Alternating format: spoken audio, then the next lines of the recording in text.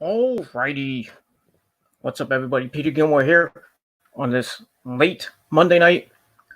Back at you again with another video, and we are live and in color. Back at you again on the Killer Demons 669 channel. Thank you all for watching. Make sure you like this video. Hit that subscribe button down below. Subscribe to all my other channels. We get down below in the description box. And as always, friend me on Facebook, follow me on Twitter, share this video all over the internet, and tap that bell, turn on all my notifications so you never miss an upload. That's it. All right, it's been a really busy day in the good old YWC. If you've been following the internet, I mean, just drama central today. Drama central on all days Memorial Day.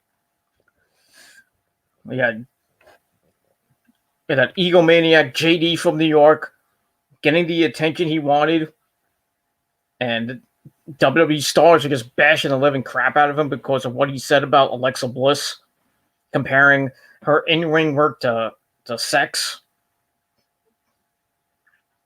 I got something to say about that later on. So get some popcorn, because a rant. I would do a rant on my PG Rants channel. I might do a second part, or like a mini part, or whatever we want to call it, about JD and his little butt buddy Deluxe Man defending this jerk off. Get the popcorn and send this video out to everybody you know. That's all I gotta say about that. So hope everybody had a great Memorial Day. It was pretty. It was nice here in the Northeast. A little sunny here in the Northeast. About 70-something degrees. And guess what? I worked today. The guy with a porn stash. Everybody likes it. You want me to keep the porn stash on, or should I cut it? You know, my size on my neck is starting to come back in. So I'm gonna get the full beard back probably by the weekend. Then I'm gonna cut the whole thing off. I like the porn stash, but you know, Rose's idea. But by the way, it is what it is. So I had to work a long shift. I was supposed to work till 5 o'clock, but one of my associates called out today, which pissed me off. So I had to work till 7 o'clock. But thankfully, I got home right before Raw. Thank you to the good old transit system. Thankfully, got home right before Raw. And by the way, as the title below says, this is your Monday Night Raw review for Memorial Day, May the 25th, 2020, from the Performance Center in Orlando, Florida. And I apologize for not doing a Raw or SmackDown last week. I thought I did it, and maybe I just completely forgot. So blame me. I take the blame for that. So that's all I gotta say about it. So come on in. Let's talk Raw. Let's talk about that monkey JD. I'm not gonna make it too long, but we'll see how everything goes. So here's your Raw review for May the 25th, 2020. Like I said, from the Performance Center in Orlando, Florida. And actually, we had fans tonight. Yay! Fans are back. Wait a minute. It's the NXT rookies. Damn. But still, Raw had fans tonight. So Raw kind of took from AEW, made it their own. So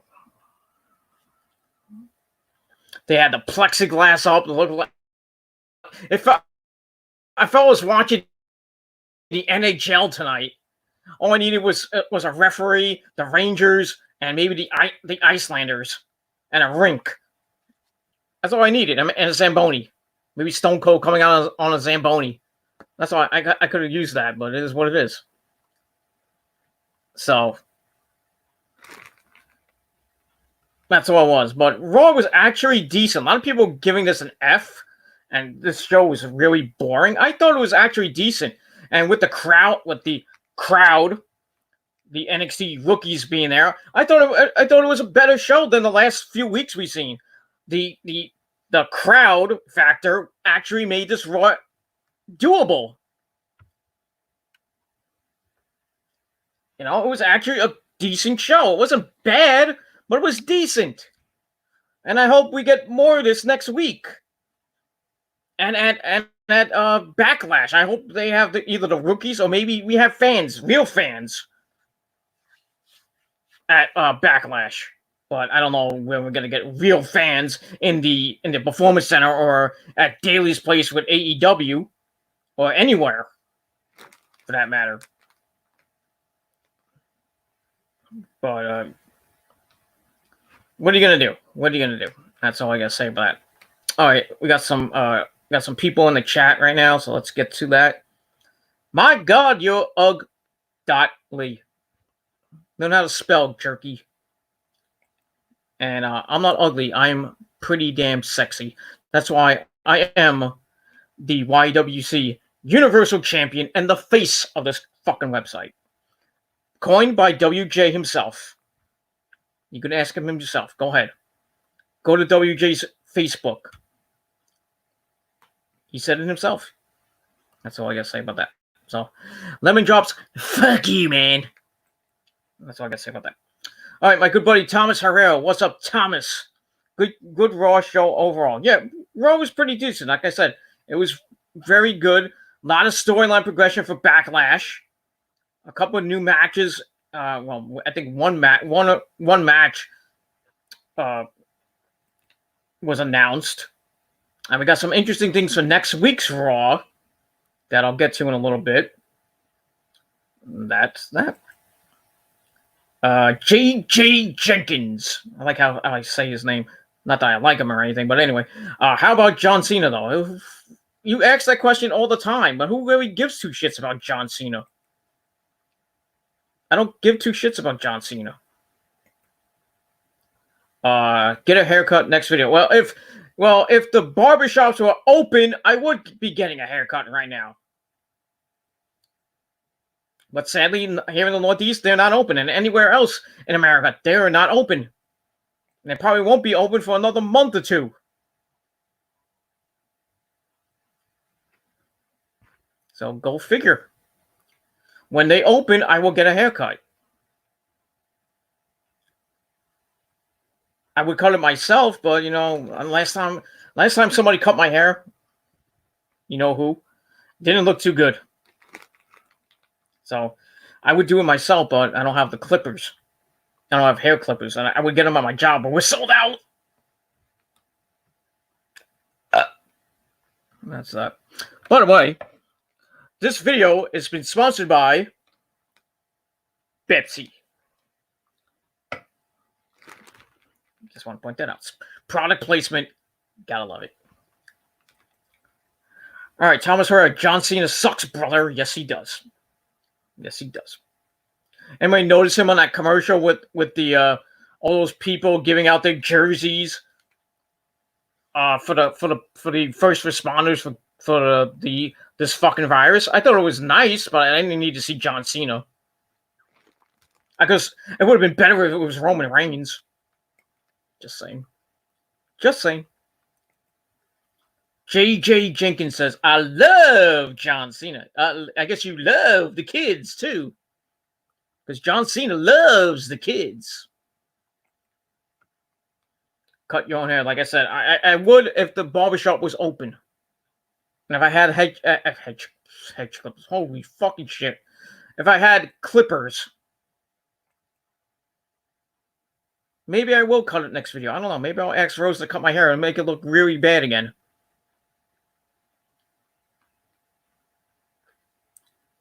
What's that?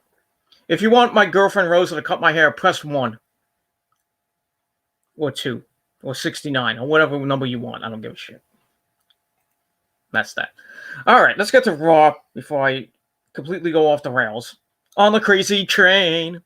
Alright, anyway. So, we start off Raw. We see the NXT rookies surrounding ringside, part of the audience, taking a page from AEW with their rookies, but AEW does it way better. And like I said, I mean, with the plexiglass around the ring, it felt like an NHL game. All we needed was a Zamboni, a referee, the Rangers, and the Islanders for the Devils, or any other NHL team. But still, it was a pretty good atmosphere, finally, for a WWE show. It was a pretty decent show. So we see the fans around the ring, and we had Tom Phillips,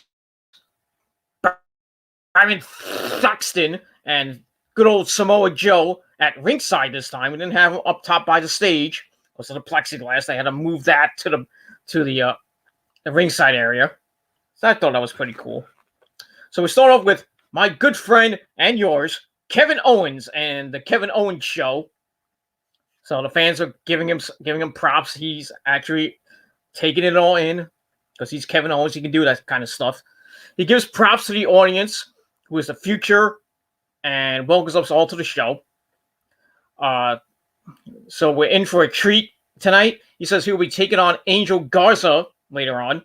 But before that, he wants to discuss the triple threat match between Charlotte Flair, Nia Jax, and Natalya.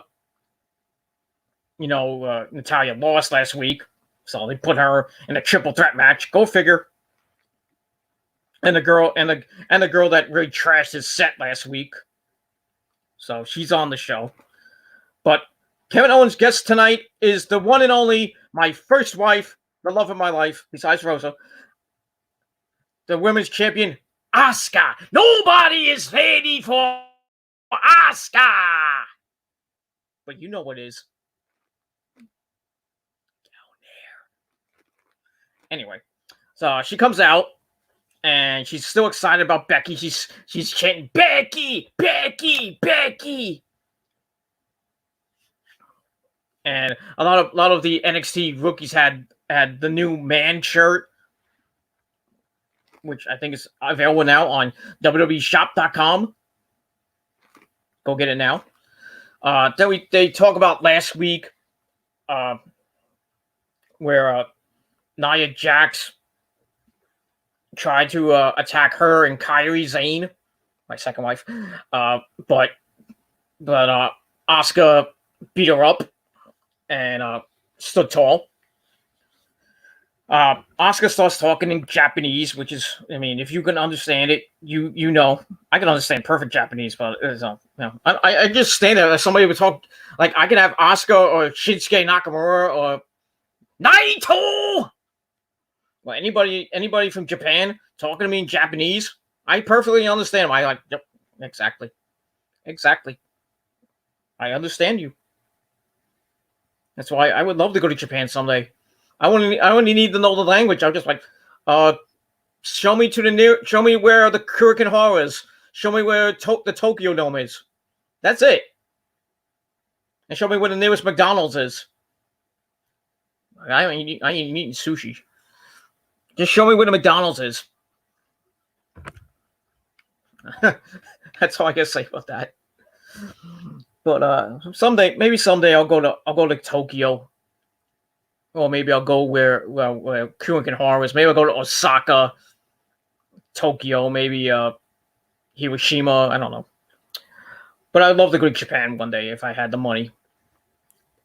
Yeah. I'm taking donations for going to Tokyo. No, I'm just kidding. I'm not going to eBay like some other people we know. But I would love to go to Japan. So anyway, she comes out. So it's talking in Japanese. Kevin Owens is so funny. He's like, yep, exactly. Yep, exactly. So before she could speak more, we get everybody's favorite bimbo, and the person is getting rammed down our throat more than John Cena and Roman Reigns have.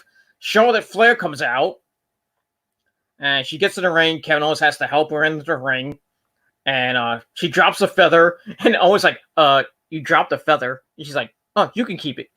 That was kind of funny. So Charlotte says the Raw Women's title should have been handed to her, and that Asuka never beat her. She brings up WrestleMania 34, and in New Orleans, and then SmackDown when Charlotte beat Asuka to become the SmackDown Women's Champion after Asuka won it at TLC right before WrestleMania 35, which sucked. So she does that, and that Asuka needs to manage her expectations. And out comes Natalya, and then she comes out, and Kevin Owens takes his banners and throws them out of the ring just in case Natalya goes on another temper tantrum. She comes in smirking, looks at Owens and says, "Thank you for taking care of the signs, but you have nothing to worry about." She wants to apologize to him and his crew. Okay. So she apologizes, and she doesn't know why she did what she did. You know why you did that, because you just try to be Christian during a temper tantrum. Do you need DDP? Remember when Christian threw all those temper tantrums and DDP had to basically save him? And then I think Christian became the European champion after that, or DDP became the European champion, and then he had a match with Christian. Pepper Shaw memories, and that's all I gotta say about that. So Charlotte laughs at her. Says sucking up the KO will not help you win the match. And I was like, well, it was a nice gesture that she apologized. So Charlotte calls Natty irrelevant. Look who's talking. So they're interrupted by Nia Jax. And Asuka's ready to fight. She moves her robe and the Raw Women's title just in case. So Nia gets on the mic, which I really wish she hadn't. Asks everyone to stop. We all know she will be the next Raw Women's Champion, and we know what she will do tonight, so get ready. Owens is like, I'm out of here. No, Nia's like, good idea, Kevin. Get out. She wants Asuka to remember what she did to Kairi. Ugh. Don't get me started with what she did to Kairi. Miss Botch Machine herself. Almost freaking injured her for life. Ugh. So she says she's going to bulldoze over Asuka. Yeah, okay. So Owens is like, whatever you do, please don't hit Nia in the face. That was a setup to Asuka hitting Nia in the face with a back fist. Even though she hit her in the shoulder, but it still was in the face. Then Charlotte attacks Natalya. They have a cat fight! And while that goes on, Nia runs out of the ring as Charlotte and Natalya go out of the ring beating each other up. So that was that. Not a bad segment per se. So I gave it 2.25 out of 5 stars. So it's a good setup to the triple threat match coming up later on. And that was that. So Asuka was funny. And Kevin Owens, as always, is funny because he's fucking Kevin Owens. Kevin Steen, whatever you want to call him. I call him Steen. I don't like the Kevin Owens name. You should have kept this Kevin Steen name. Just saying. Still, it is what it is. So we get that. So like I said, 2.25 out of 5 stars, and we're going to move on from there. All right, then we go backstage with the lovely Caleb Braxton talking to the happiest man on earth, Apollo Crews, who's basically, he's happy he's getting a U.S. title shot. Let's see if he messes that up. And basically he says that he's great that he got the opportunity, and he's going to become the new U.S. champion. So that's that. So that leads us to match number 1 for the United States title. Andrade with the lovely Zelina Vega at ringside taking on Apollo Crews. Match wasn't that bad. Ending was pretty good. Starts with Apollo going right at Andrade. Referee has to hold him back. And then Apollo goes to work. Referee has to hold him back again. And then we see Angel Garza walking backstage. And we'll get to Angel Garza in a little bit during this match. I don't know what the hell he was talking about. So, so they lock up again. Apollo shoves Andrade to the corner. Hits a running kick and some right hands. He whips Andrade, and he hits a hard back elbow, setting Andrade on his behind. Goes for a cover. Andrade gets up right before 1. Then Apollo hits a stalling suplex. Then Andrade comes back with a surprise back elbow. slowing the match down a little bit in his favor. Goes for the hammerlock DDT, but a back body drop sends Andrade flying to the outside. Flying to the mat, I should say. Then Apollo picks up Andrade, press slams him, brother! And drops him on his stomach. Zelina Vega hops on the apron. She was looking hot, as always, tonight. Damn you, Tommy End. Oh, fuck you, Elsa Black! Damn it! So, he tries to whip Andrade, and Andrade pulls on the brakes before hitting Zelina Vega. And then Apollo turns around. Andrade turns around, ducks under a clothesline. Apollo kicks him right into Zelina Vega. Zelina Vega goes right off the apron and hits hard on the outside. And then we see referees running out to check on her. She might have had a bum shoulder, or she was clutching at her throat. So I don't know what happened there, but and that really pissed off Andrade. Just beats the crap out of Apollo. And then goes to the outside. He throws Apollo into the barricade. And they go back in the ring. Apollo hits a right. Andrade tries to block, so Apollo hits a clothesline. Sends Andrade into the corner. And then Apollo with a big splash. Goes to the second turnbuckle. Apollo with a high kick to the face. Goes up top. Andrade shoots the leg. Apollo falls. And he tries to hold himself up, and then Andrade hits the double stomp in the corner. Goes for a cover, and gets a near fall out of that.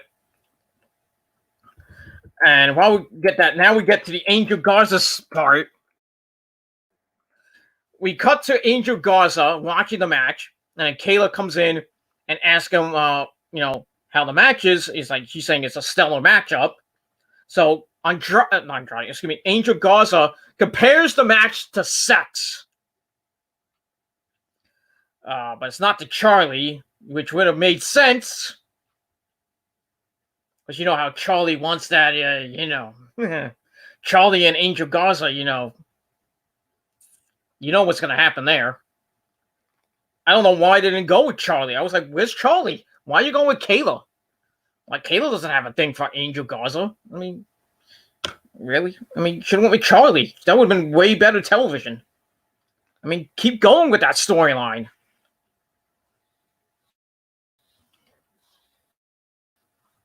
Maybe Charlie would get off interviewing. Maybe be Angel Garza's new manager. He'll get rid of Zelina Vega. That would have been interesting, but knowing WWE and their creative, like we always say, ladies and gentlemen, WWE creative is bad at being creative. It's not creative at being creative, I should say. It is what it is. And that's that. All right, in the ring, Andrade hits a hurricane, sending Apollo into the corner. He hits the double shotgun knees, covers for a near fall. And then Andrade starts kicking the hamstring of Apollo, working that leg up. But Apollo gets up, presses Andrade again. Then he has a standing moonsault. Then goes right into a standing reverse shooting star press. Goes for the cover. 1, 2, 3. We have a new United States champion in Apollo Crews. So Apollo Crews graduated from Titus Catering, wins his first major title in WWE. Congratulations to him. So I knew they were going to take the belt off Andrade. I didn't think it was going to be the Apollo Crews of all people, but still, Apollo Crews gets the win. Match was all right. He gave it 2.5 out of 5 stars. Zelina Vega is shocked and angered at ringside. And wouldn't you be too? You lost the belt. And then after that, Charlie Caruso comes out. Why wasn't she there in the back with Angel Garza, like I said before? So she runs down the ramp in her nice-looking gear. Oh, man, she's looking good tonight. She interviews Apollo after the match, asking what it means to win his first title. Apollo says when he first started the journey, everyone said he couldn't do it. They laughed at him, but he never gave up. 11 years, kind of like Kofi. Remember, Kofi? It took 11 years for Kofi to get a world title shot, and then he finally won the title from Daniel Bryan at WrestleMania 35. Almost the same story, but different titles. So Apollo says he can finally say he's won his first title. He knows when his body gave out on him. He knows what everybody was thinking, but he never gave up. He never quit. He's John Cena. No. And now he can stand here and say to the whole world that he is the new United States champion. And then we cut to Andrade throwing a temper tantrum, throwing pipes, and just destroying the backstage area. So that was that. So that was it for the first match and the first segment. And like I said, it was a pretty good match. 2.5 out of 5 stars. Congratulations to Apollo, and we'll see where he goes moving forward. And that's that. Let's consult the chat after that. Thomas Herrera says, I liked Cena before he introduced the Spinner United States Championship when he was a thug. Yes. Thank you.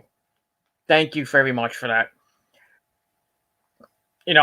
I liked the Dr. Thuganomics Cena, but when he won the United States title, I forgot who he won it from.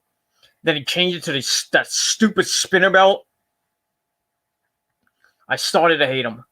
It looked hideous, like that freaking gold, like that chain he had, not the bike chain. Remember when he had that chain logo? I don't know what it looked. I forgot I can't really tell you what it looked like because you have to go back into the annals of the Ruthless Aggression era.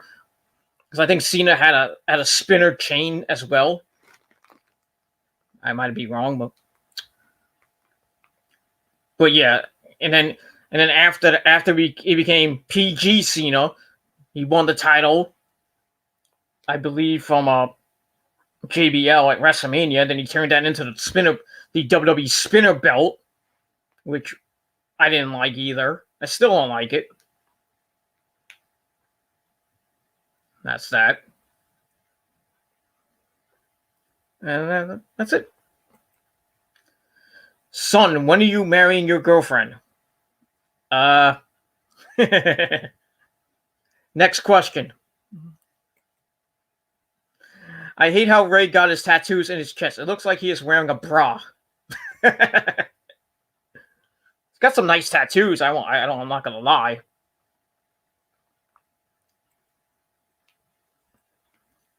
So we got that. So, but I like Ray's tattoos. The tattoos I like in WWE. I think the best one is Aleister Black. I love his tattoos. I'm not big on Brock's tattoos. I mean, it's that sword that looks like a penis on his chest. Not a fan of that. Aleister Black's tattoos look fucking sick. I like that, and he got some new tattoos recently, I think, too. If you subscribe to his and Selena Vega's YouTube channel, A to Z. I think it's called A to Z. I forget what it's called. But subscribe to Aleister Black and Selena Vega's YouTube channel. And playing Magic the Gathering on the latest episode. So that's exciting. Let me get that. Do an interpretation of Hulk Hogan. You mean an impersonation of Hulk Hogan, brother? Well, you know something, Thomas Herrera? You know something, dude? You're a good dude, man. I want to know where you live, dude. I want to come give you the Hulkster Python, brother. No, I'm just kidding. I do a pretty good Hogan impersonation. Maybe one day. I used to do back in the day. Back in the day, I did an old Ray like I don't even know what year it was. Like 2011, 2012, I think it was. I did a whole video of impersonations. I did like Howard Finkel, Flair, Macho Man Randy Savage. Oh yeah. I did Hogan. Like I said, Flair, Dusty Rhodes, American Dream, baby. Cena, Vincent Kennedy McMahon. I don't even remember that. I don't have the video anymore. I wish I did. But that was on the old Demon. I forgot. I think it was on the old Human Killer 99 channel back in the day when I used to have it. Back in the day when I was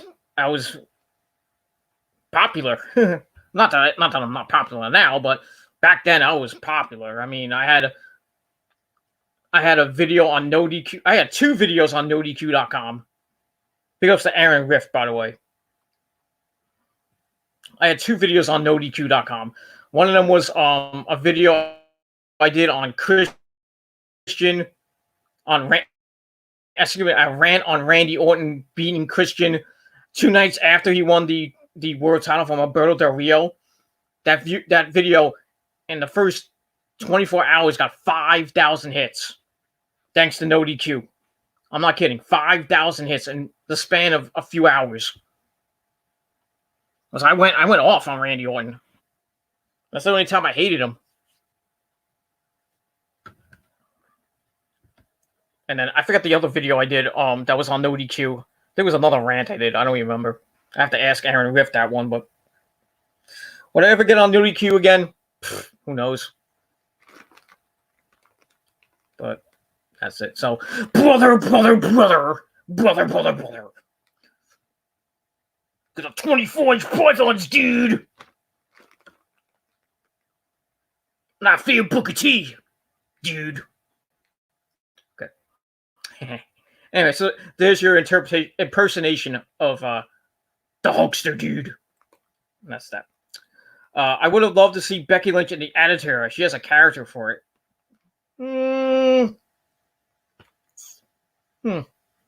That's a tough one. I don't know if Becky would have got over in the Attitude Era. I mean, the man gimmick maybe might have got over in the Attitude Era. I don't know. I don't know if it would have got over, but But Becky, I think Becky was like in her teens when the Attitude Era came out. So she wouldn't have, But if she was like she is the age she is now, which I think is in her 30s now, but if she was in her 30s in the Attitude Era, maybe it would have got over. But her going against girls like Ivory, Victoria, Molly Holly, Gail Kim, Mickey James, Chyna, Lita. Others from who's you can go maybe Candice Michelle. Well, maybe Candice Michelle, maybe not. I don't know. Ashley Massaro might have been a good match with her.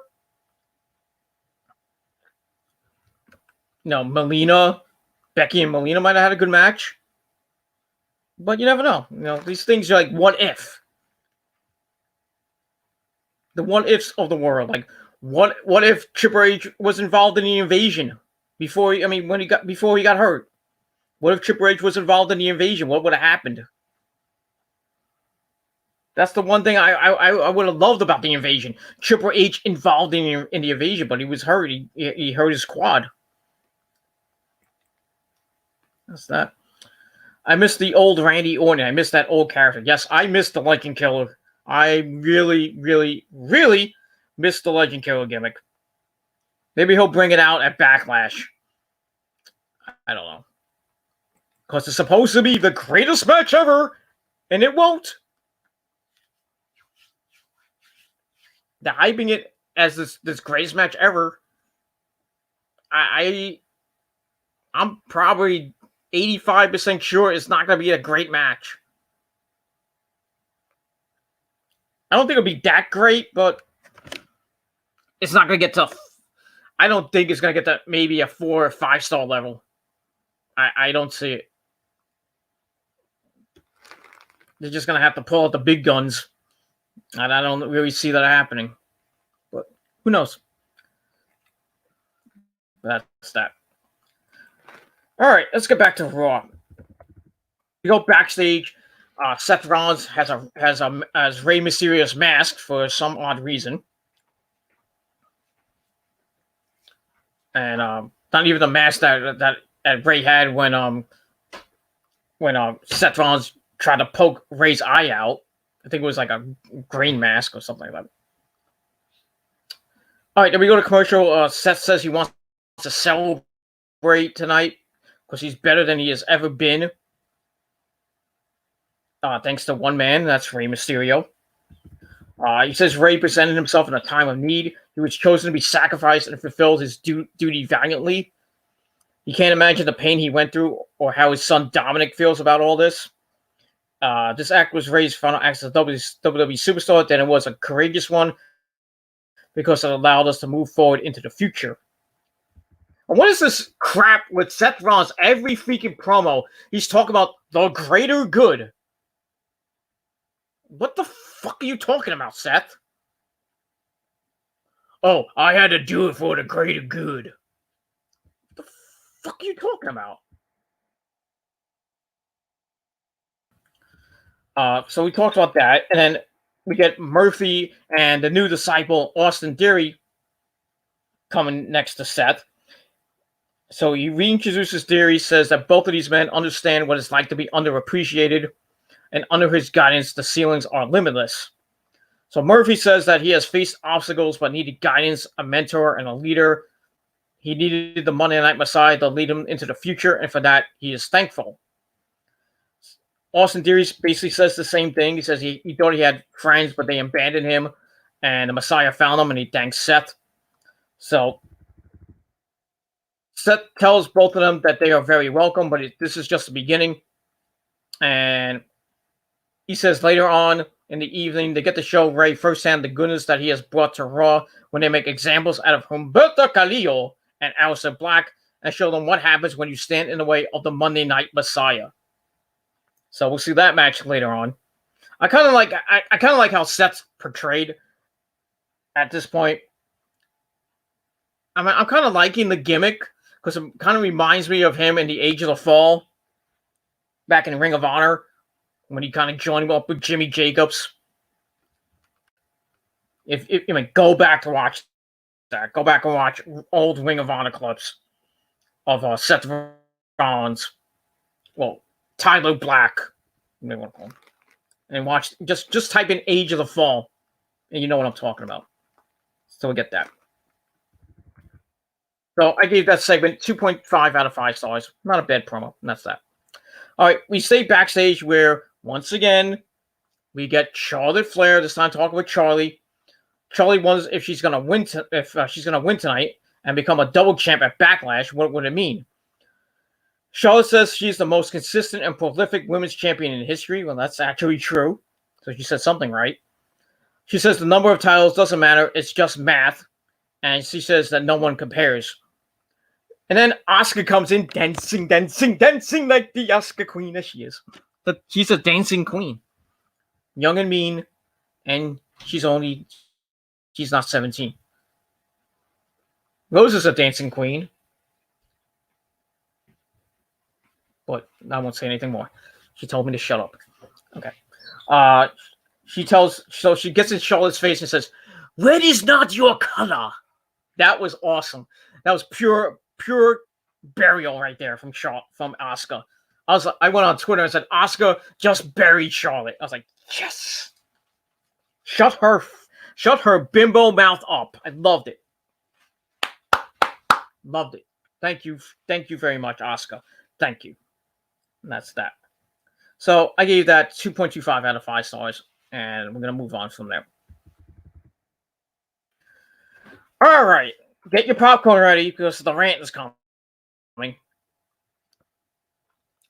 All right. So then we get the Iconics making their way to the ring. Peyton Royce and Billy Kay. They get in the ring. Peyton wants to apologize to Billy for what happened last week.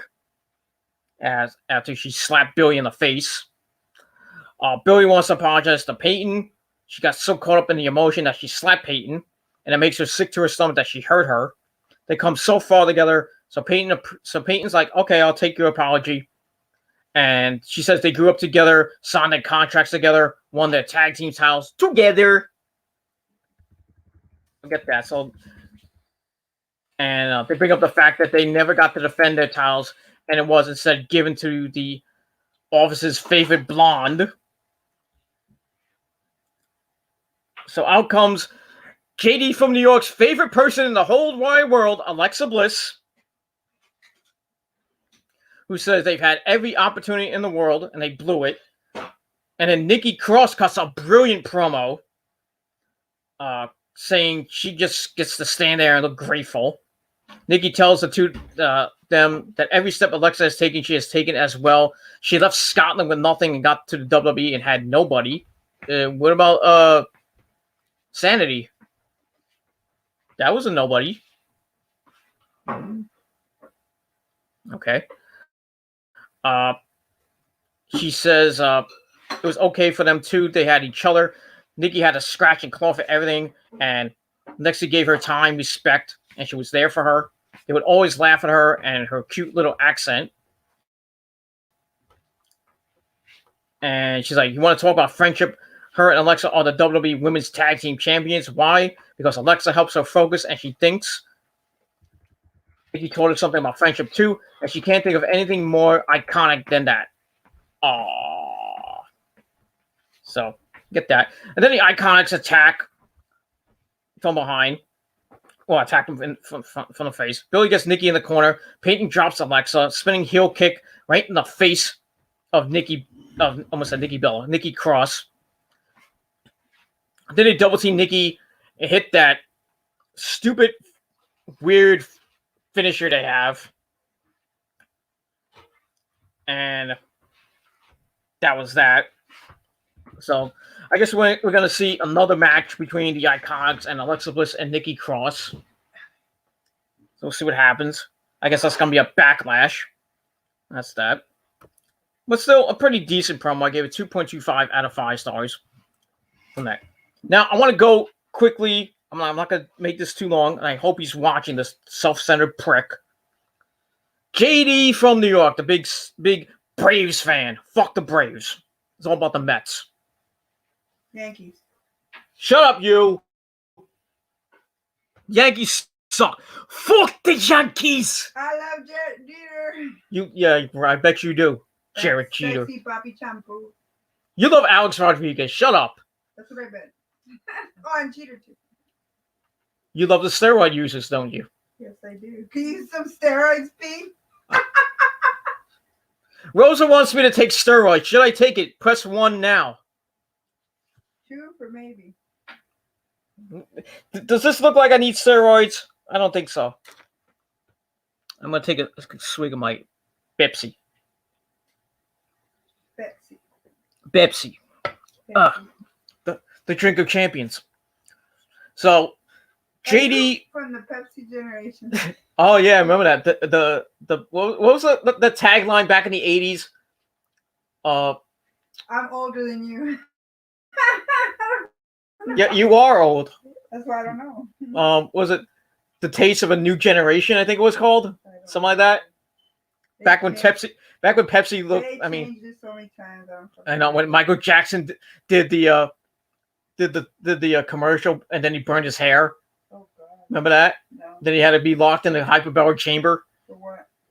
Because of his hair. He wasn't gonna grow hair with that. So. He lost some of his hair too. That's why he had to change his hair. Right, but that doesn't help him grow. And then now you get commercials with Pep. I mean, you had Britney Spears doing "We Will Rock You" to a Pepsi commercial with, I think, was with Pink and somebody else. And then let me ask you a question, Rosa. Which version of "We Will Rock You" is better, Queen, Britney Spears, or "In This Moment"? Queen? I like Queen. Not to say "In This Moment's" version is bad. I mean, go look it up on YouTube of "In This Moment" with Taylor Momsen of The Pretty Reckless and Lizzie Hale from Hailstrom. It's not a bad cover. I think it's one that. I mean, "In This Moment" has not lots of covers, but I mean they've been covering a lot of songs lately. "Call Me" by Blondie, "In the Air Tonight" by Phil Collins, "Creep" by Radiohead. Creep. Huh? There's a program on Disney called Creepy Kids. Yeah, a lot of creepy kids. So anyway, I mean, go look up "We Will Rock You" by "In This Moment." It's not that bad. Not bad. I could have heard better, but Queen's version How bad is it? is not that bad. The fact that bad is in the wording is, you know. It's not their worst cover in the world, but I'm sure the band. I think it is their worst cover. It's like your worst fucking word. I love In This Moment. We love In This Moment so much. They praise us all. What?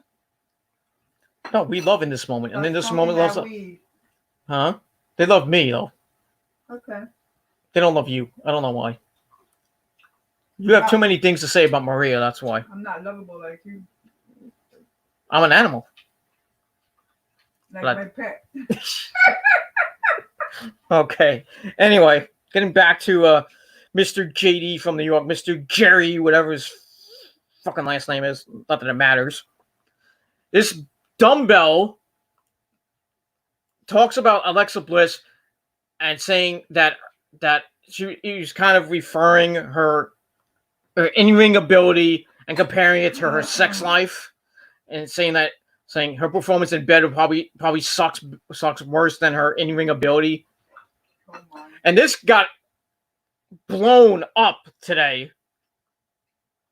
on the internet and Twitter. Twitter was going completely berserk today. And then that really pissed off Alexa Bliss. And then pissed off Braun Strowman, Charlotte, Mick Foley, and a lot of WWE superstars, even Ryan Satin. I coined that joke, Cronin, not you. But I still like you, Joe. I'm talking about Satan, Pete. I'm Catholic. Hail Satan! Oh, sorry. Hail Mary. Full of grace. Okay.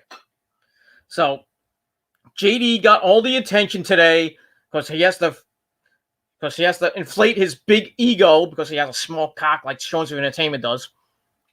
But I digress. He just had to inflate his ego. That's all JD wanted. And everybody's, bashing the WWE superstars because they went after him like in a bullying kind of way. What? And now people are freaking defending JD like Daily X-Men, that freaking e-beggar himself. Fuck him. Fuck JD. Fuck all his fucking fans.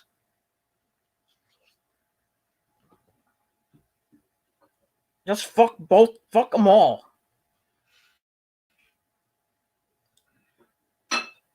And now freaking there was a troll account of JD that put up a clip of JD saying what he said.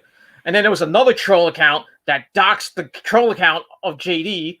Now the troll account of JD is getting death threats and everything. What's a troll account? A fake account. Oh. Like people made fake accounts of me. They made fake accounts of you. Why me? I'm not online. Why they bother That me? was back in the day. What's the point? There is no point. People have small penises. That's all. Know me. They're dumb. You let them. That was back in the day. Now I don't care. Oh, I changed man now. Right. Change some more. That's this more. So JD got all the attention for him. I don't really give two shits. He's a fucking egomaniac. Roots for a crappy team like the Atlanta Braves.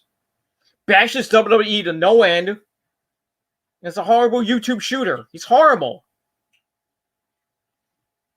Can't say one positive thing about the WWE. And we all know WWE is a bad product right now. But you have to bash it to death every fucking video. Why is it a bad product? It's PG. So what? Why does everything have to be Because wrestling nowadays without the crowd kind of sucks. Okay, well, they're sick. What do you want me to do? Come home and I mean, everybody's entitled to their own opinion. But then, some of your opinion... There's only one opinion. You go to the wrestling thing, you fucking die. There's no distancing there. Yeah. Why don't you go if you're so brave? Why don't you go and sit there and get full of COVID and don't come back home, please?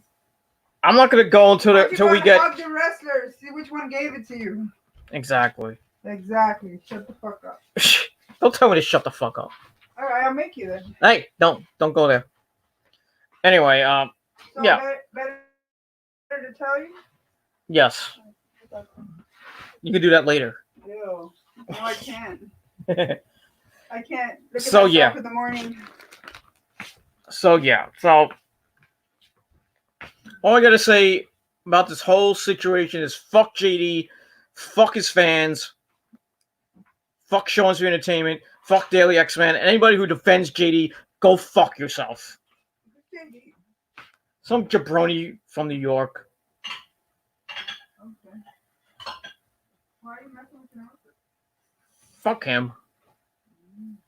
I hope he's watching. I hope he says something about me. Then I'll go right off on him. Fucking prick blocks me because I wanted him to bury Sean's Entertainment. He blocks me. Fuck him. I blocked you right back. Fuck you and your opinions. Had to bash WWE about everything. You figure it reminds me of Charlie Ranking. Every video bashing the WWE, bashing wrestling. I mean, if you don't like the product, don't fucking watch it.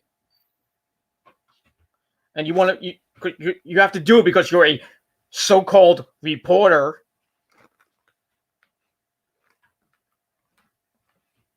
Fuck you, JD. Fuck you. Fuck your fans. You can go to fucking hell. And the Atlanta Braves are going to have a bad season whenever baseball happens again. Yes. Go back to bed, Pete. No, I'm not going back to bed. Go to sleep. No. Stop causing trouble. That's all I got to say about that. So that's it. That's it. I don't care anymore. I don't care.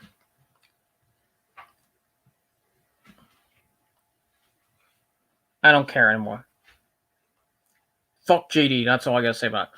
So all you JD supporters and JD defenders, you can come to my channel and bash me all you want. I don't care. My opinion matters more than JD matters. That's all I gotta say about it. I'm gonna bash you and get off the computer. Shut up. So yeah. So bring your hate mail, JD and your haters. Go ahead. Bring it. What are these empty threads? Hate mail? Hate mail. Hate mail. Remember when we used to have hate mail? You gonna get paper cuts with the hate mail? Good Lord. Lordy, lordy, lordy. Lordy, lordy, lordy. Lord of mercy. Lordy, oh, what the hell is going on? Oh, all right. So that's my rant for the day. So. Just one, huh? Yeah, just one. Lucky me. Well, you got something to rant about? Nope, I got dishes to do. Good, then shut up. I got no rant to anything. Okay, shut up. All right, let's consult the chat. Let's go before that one. Thomas Herrera, who is winning, Randy or Edge? I'm gonna go with Randy. I think this feud's. I'm thinking it's gonna be a third match, and it's gonna happen at SummerSlam. And it's probably gonna be in the cage. I mean, what else can they do? I mean, they're gonna end it. They're gonna end it with a straight up wrestling match. What if Randy wins? It's gonna be tied at 1.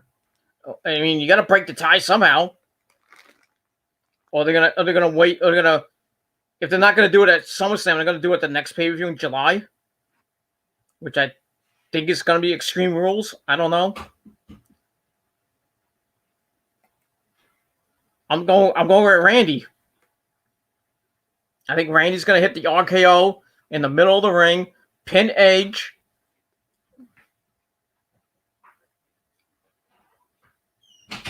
And Rosa goes to sleep.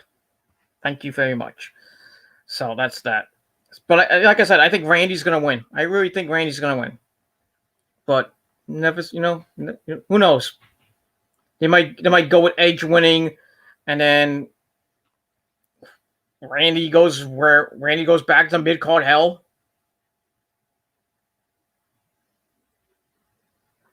Because I don't know where Randy goes from here. He should be going into the WWE title picture with Drew McIntyre. You know, him and Drew could put on a good feud. But the WWE gonna do that? Probably not. That's all I gotta say about that. All right. This guy has a nice name. Julius the Jew. He says, "Do you smell what The Rock is cooking?" Yeah, big turd.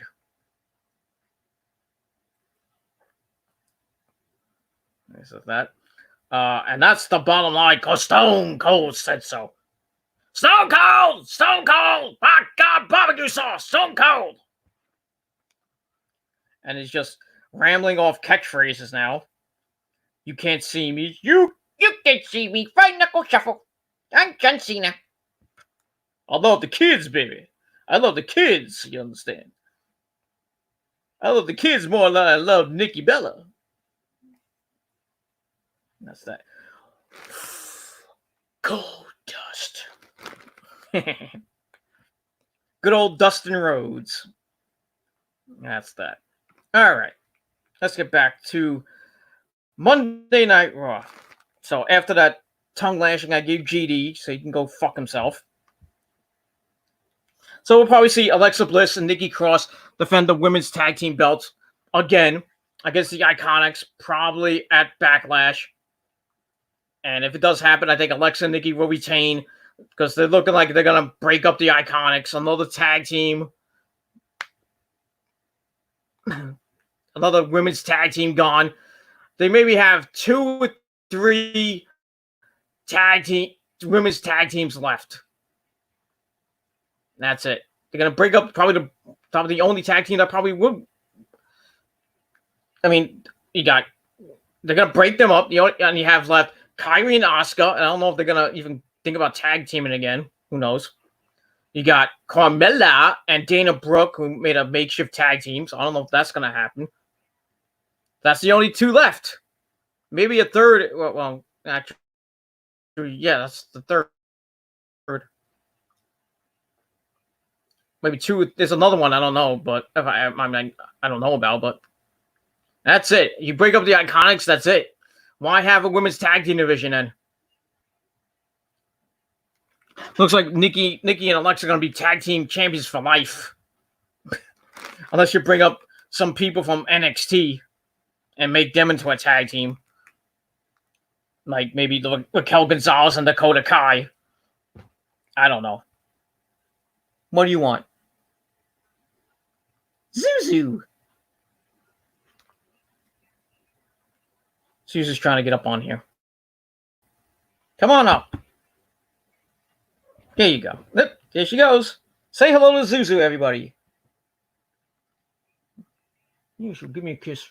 Yes, thank you. See, I love my cats more, JD.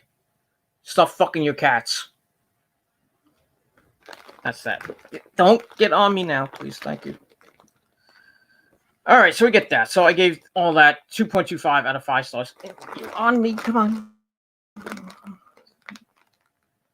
And that's that. All right, then we go backstage where MVP is playing on his phone, scrolling, probably tweeting. I don't know what he comes up with. So then Lana comes up to him. The ravishing Russian Lana comes up to him, tells him they need to talk. MVP's like, "Oh, no, we don't need to talk." And then Lana's still standing there. MVP looks at her, and then he walks away. So the ever-growing what's going to happen with Lana's storyline is going on. I think eventually Lana's going to divorce Bobby Lashley. That's what it's leading to. Lana's going to probably be in WWE for another couple months, and then they're going to kick her to the curb, and then she's going to be with Alexander Rusev if he goes to AEW. If he goes to AEW. I don't know if Cody and Tony Khan want him.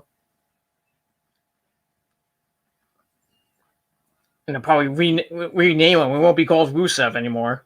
Probably call him by his real name. Miroslav, I think his name is. Or Miro.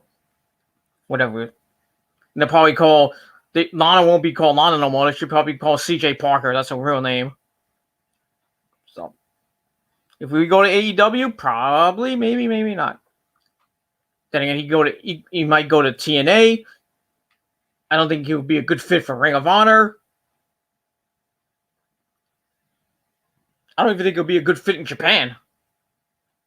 Whenever Japan comes back, whenever New Japan comes back, I thought they were coming back. I thought Stardom was coming back in Japan after Japan got rid of the fucking virus. Apparently not, because we haven't seen New Japan in God knows how long. The G1 would have been it would have been happening soon. It would started off in the United States and then ending in Japan in August. We're not going to get the G1. This fucking virus ruined everything this year. Everything. They ruined Wrestle Dynasty that was supposed to happen at MSG in August. They ruined a lot of indie shows here in the Northeast. They ruined WrestleMania. They ruined Double or Nothing. They're going to ruin SummerSlam. You know that's going to happen. You know SummerSlam's not going to happen in Boston. Probably not.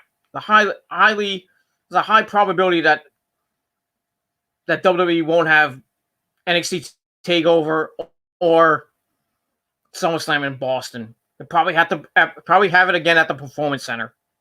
But then again, who knows between now and August. So, and not Double Nothing. The next AEW pay-per-view, All Out, is happening September 5th. Was supposed to happen in Chicago. Is that going to happen in Chicago? Probably not.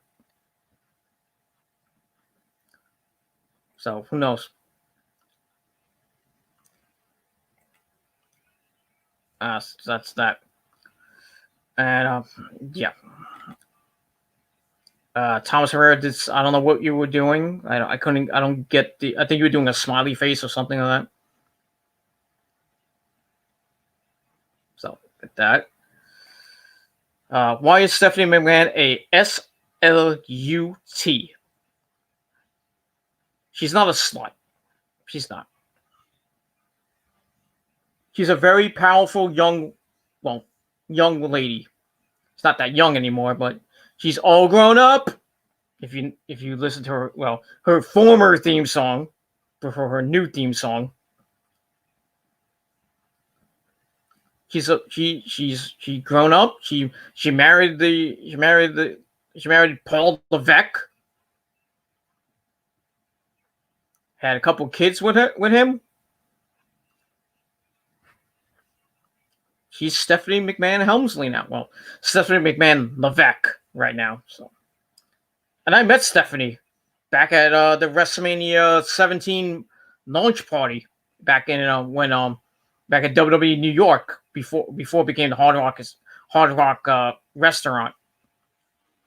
I met Stephanie and Triple H. They're very good people. Very good people.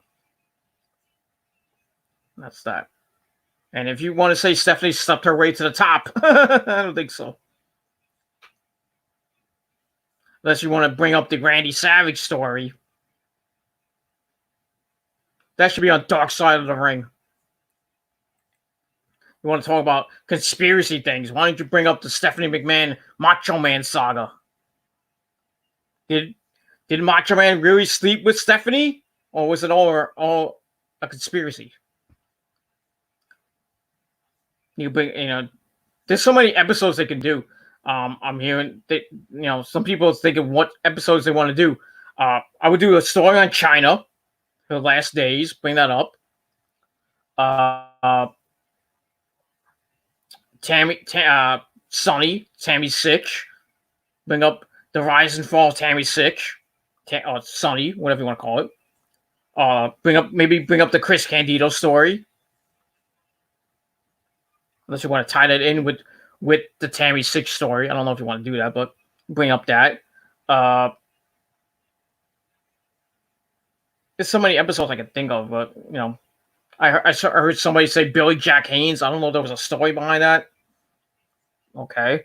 Bring up Ashley Massaro, the rise and fall. Well, not the rise and fall of Ashley Massaro, the last days of Ashley Massaro. There's a couple of them they could do. But We probably won't know until season 3 starts, whenever that may be. Probably in the fall sometime. But that's that. All right. He says, I mean, that woman fucked every wrestler. I bet even after she was in a relationship with Triple H. I don't know about that. I wasn't there. Why don't you ask, Thomas? Why don't you ask Stephanie McMahon herself? I don't think she'll answer your question though, but I don't know. Maybe she did. Maybe she didn't. Who knows? She's not like all the other women in the world.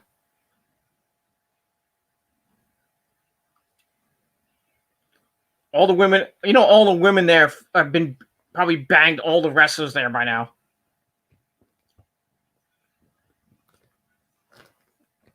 That's why Melina, not Melina. There goes Suzu.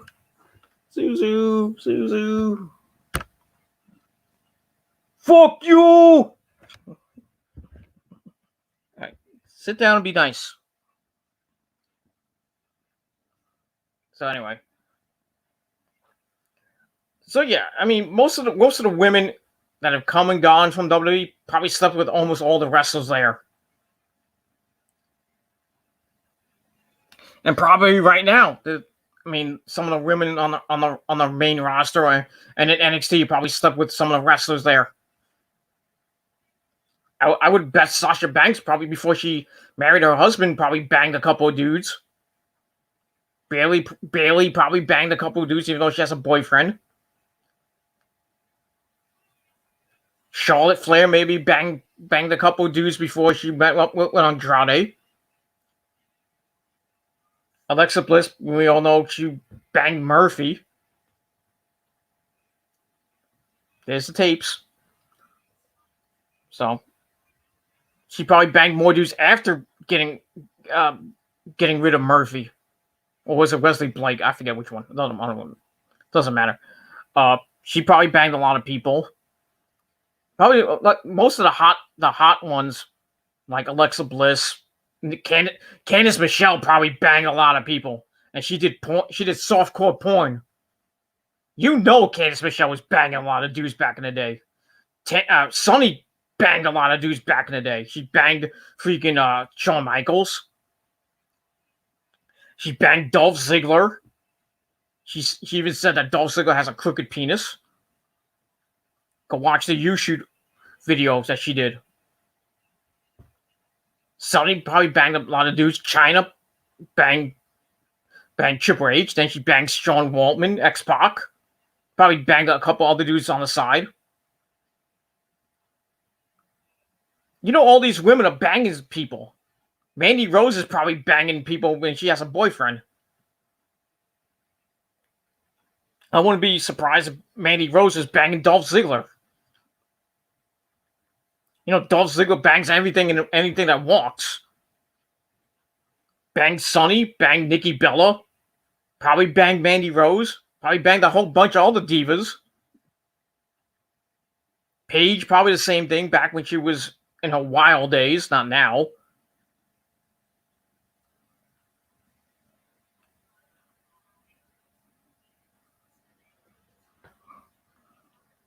You're a women's wrestler in the WWE or in any other federation, or maybe in an indie fed, you're probably banging some of the dudes in the back.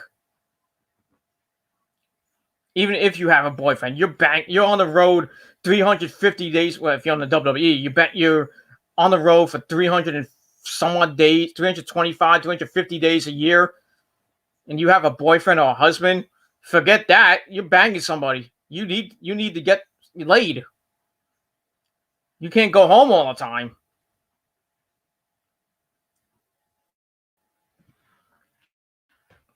I mean, if you watch Tough Enough, remember when Triple H asked Maven why he wants to become a WWE superstar, and Maven was like, "Oh, for the fame," and Triple was like, "Fame, money, want to get laid." That's what the male superstars want. They want to bang the fucking divas. Oh, sorry, the women, not divas anymore. They want to bang all the women. I don't blame them.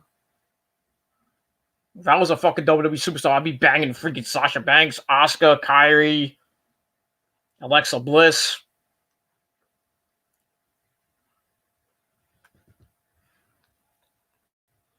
You know, the list may go on and on.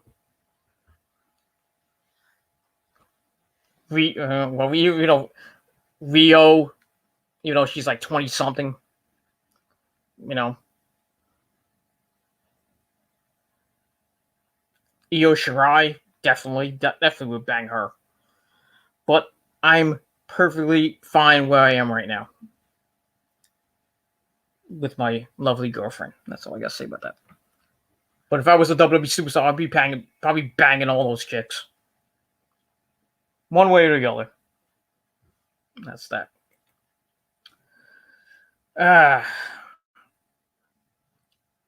You think that in the event JEW, I don't know what you're talking about here. In the event JEWL, those Arab people pay millions of dollars to book the match because those matches are insane and almost dream matches. What are you talking about? I'm kind of confused about your question or your comment, actually. So I'm kind of confused on that. So kind of rephrase that. Randy Orton probably banged everyone. Yeah, when it was when it was younger, he probably banged Stacey Keebler. Stacey Keebler's another one that probably banged a lot of people. And Melina. And Lita. We all know Lita. Trish Stratus probably banged a lot of dudes. Look at that. Even the Hulk's daughter. I don't know about Bookie Hogan, brother. I don't know about Brooke Hogan.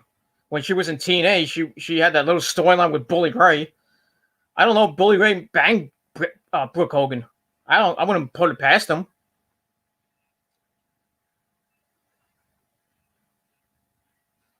I would not put it past Brooke Hogan. Probably do a lot of dudes.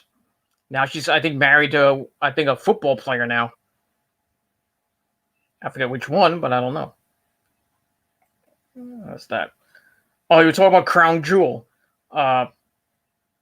Yeah, those. I mean, all those events: Crown Jewel 1, Crown Jewel 2, Super Showdown 1, 2, and 3. All those matches that they wanted were dream matches. Most of them.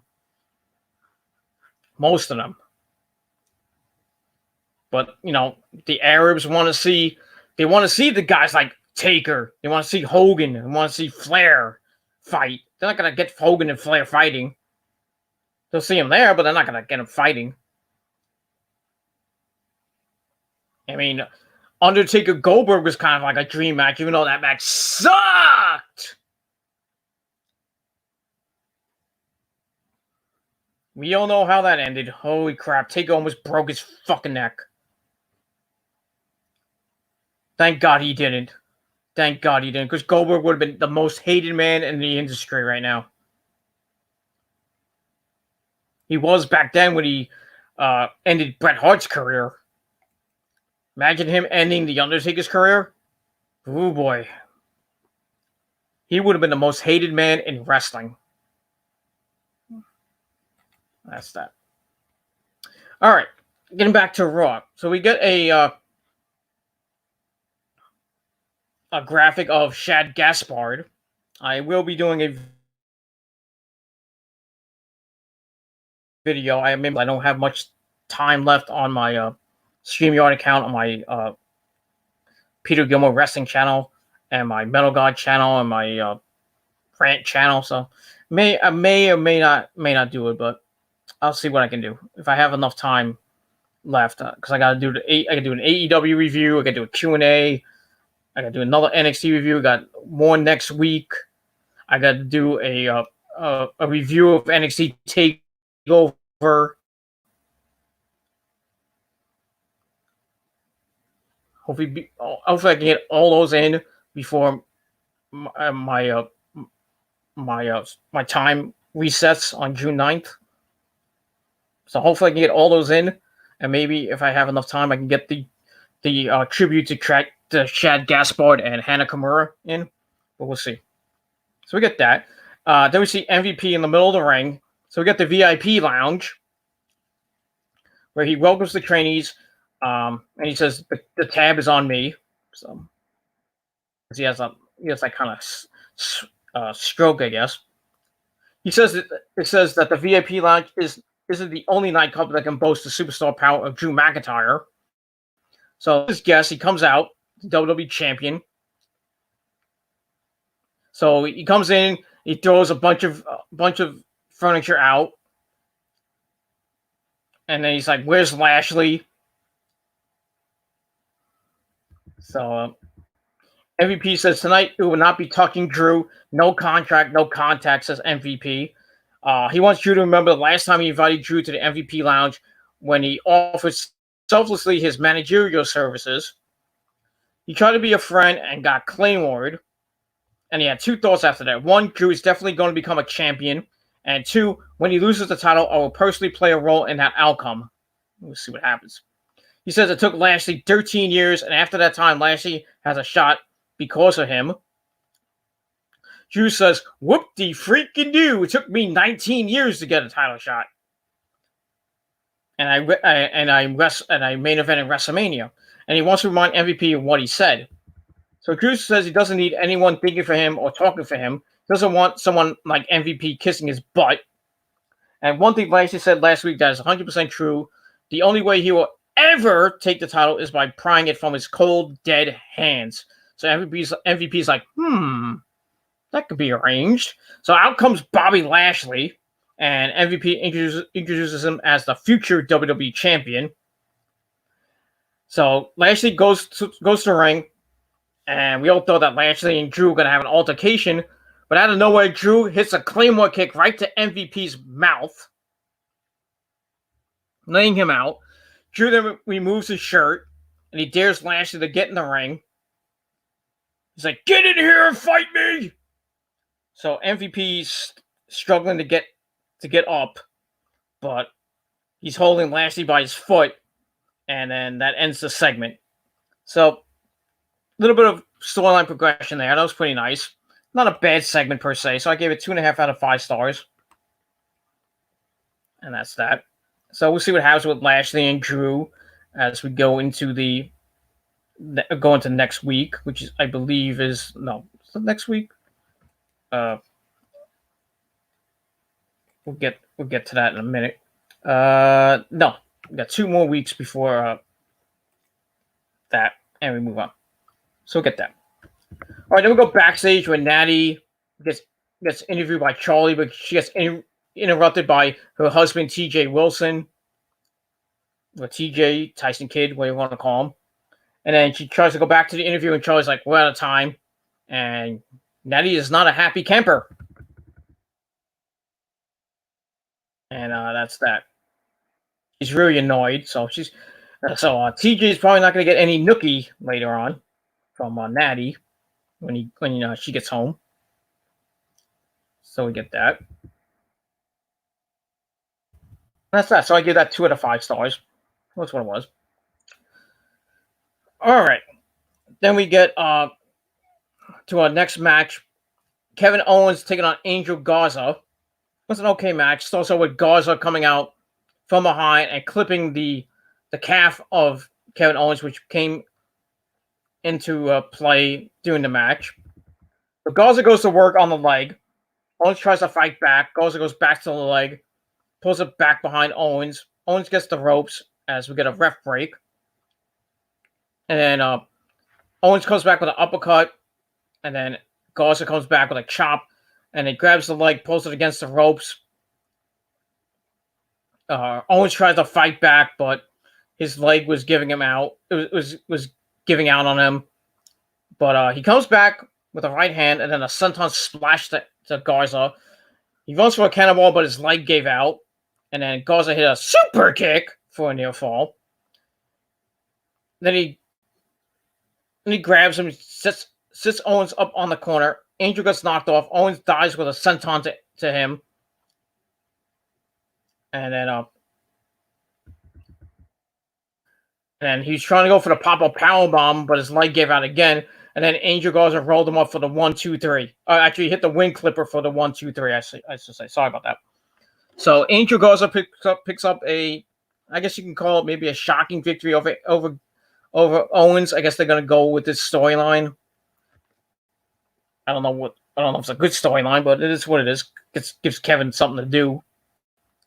Though he should be facing Drew McIntyre for the WWE title. You're so cute. You're so cute. So we get that.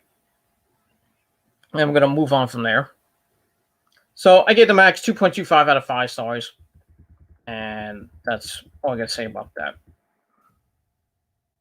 Then afterwards, Angel continues to beat down with a swinging kick from behind while Owens is trying to stand. And that laid him out. So he goes up the ramp with Zelina Vega. And that's that. All right, then we get to the worst segment of the night. I don't know why they continue to do this. The Street Profits and the Viking Raiders storyline. I fucking hate it. I mean, the first week they play basketball, and the Street Profits win that because the Viking Raiders let them win. And then the next week, the Viking Raiders win by in an axe throwing contest. And then this week they're playing golf, or trying to play golf, and really goes in the Street Profits' favor. Then they go. The golf instructor kicks him off the golf course, which really did nothing. Then they go to a mini golf course where basically the Street Profits beat the crap out of them. And they're dancing. They're dancing. There's dancing. They're playing miniature golf, and even though the Vikings are doing really bad at it, and there's some gators, and freaking Ivar is trying to beat up a gator. I'm like, what is this? It's like a rehashing of the Matt Hardy MVP storyline from way back when.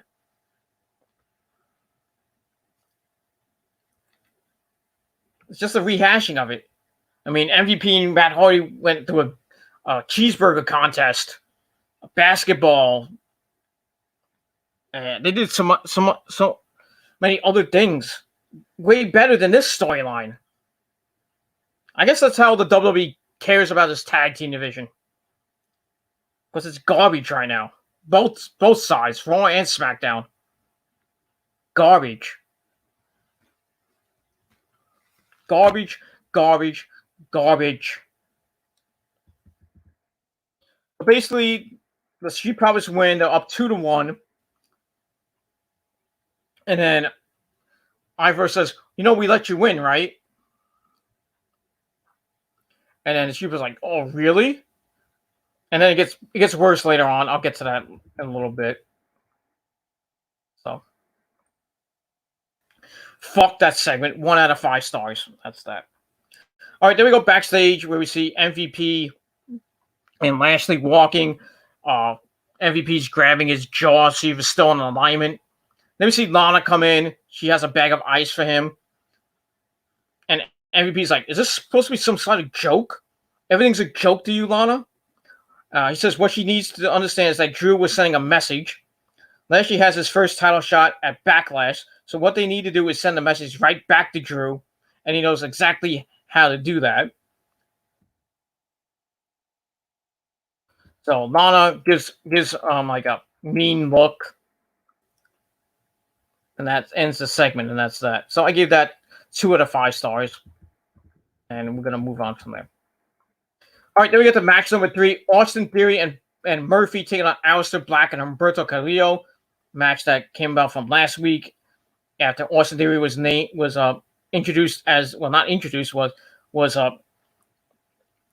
he kind of beat up Aleister Black and Humberto Carrillo after the match and became Seth Rollins' new disciple. So we get to the match. Match was all right. Also with Theory and Humberto to start. Theory with a back elbow. Humberto fires back with a right hand. Theory comes back with an elbow. Tags into Murphy. And then they're beating up on Humberto. And then Humberto sends Murphy to the outside. Theory goes outside as well. Tag to Aleister Black. Looks to fly, but he backflips and sits down Indian style. His patented taunt. And then Humberto goes up to the top rope and hits a splash on both guys. Then he tosses Theory in the ring, and then Aleister Black goes on the attack and hits a clothesline for a 1 count. And then they work on Austin Theory for a little bit. Theory blocks a move and hits a right hand. A boot from the corner by Humberto knocks Murphy off. Theory catches Humberto in a torture rack, sends him into the corner, then hits a belly-to-back suplex for a near fall. Tags back into Murphy. They beat up Humberto some more with some textbook tag team wrestling. But Humberto comes back, misses a spinning kick, but gets a second one to the chin. Theory comes in, but Humberto gets the hot tag to Aleister Black, sends Murphy into Theory, elbow first, starts beating up on Murphy. And then Theory runs with a kick and accidentally hits Murphy. Oops. Then like sweep and he hits the rope. And then he sends Murphy to the outside with a high kick. And Theory comes in with a roll-up for a near fall. Aleister comes back with a high knee, a back elbow, and a strike to the back of the knee. Another kick sends Theory down. Tags in Humberto, flies off, rolls through, kicks Murphy off the apron. And while this is happening, Austin Theory picks up Humberto in a fireman's carry, hits the ATL. 1, 2, 3, Buddy Murphy and Austin Theory pick up the win for their team. Match, it was all right. I gave it a 2.25 out of 5 stars. So that was the match. Afterwards, Seth comes in to raise both their hands, and then tells him to attack. They send Aleister Black into the barricade, and then Seth gets on the mic and tells everybody tells Austin Theory and Murphy to grab Humberto. They try to do what they did to Rey Mysterio by taking his eye out. Aleister Black grabs a chair to try to save him, but then Seth Rollins like, "Don't you move! You move, and we're going to do the same thing we did to Rey Mysterio." So Seth understands what they're trying to do. They want to fight for Rey, but he was sacrificed for the greater good, that crappy greater good crap. He says they both need to back off. Seth tells Black to kick the chair out of the ring, so he does that. So Seth doesn't want to sacrifice the two of them the way he was forced to do so with Rey. So that was that. And then we find out later on that next week, Aleister Black will take on Seth Rollins one-on-one. So that should be a pretty good match. But we'll see what happens with that. And that's that. All right, I'm gonna move to my my desk. So give me 1 second. I have to recharge. So give me 1 second. Charge my battery. All right, and then we'll get back to what I was doing. Let me just move. I'm gonna move some stuff here and get my chair. Technical difficulties, ladies and gentlemen. Technical difficulties. All right, so we get that. All right, so like I said, it was a pretty good match, and it's going to lead to Aleister Black and Seth Rollins next week, and it should be a good match, and we'll see what happens from there, and that's that. All right, let's see what happened in the chat for right now. Let's see. Blah, blah, blah, blah, blah, blah, blah, blah, blah, blah. Trying to get my mouse to work here. Hold on. Okay. All right. Let's consult the chat for a little bit, and then we'll get back to Monday Night Raw. Thomas Herrera, Hulk versus Undertaker, the first one to break a bone wins. I don't think we need to see another Hogan Undertaker match, because Undertaker owns Hulk Hogan. He owns him. Hogan got that fluke win at Tuesday night in Texas, the night 2 nights after the Survivor Series. He won the belt back from Taker, that fluke win. So he has 1 win over Taker. But then Taker beat him when he was Biker Taker. He probably will beat him again if it happens, if it does happen again. I don't see it happening. And like I said, both guys are in the match. Hogan's probably going to be the first one to kill over. Hogan, Taker will pick up Hogan, drill him with the choke slam, and Hogan's body will break into a million pieces.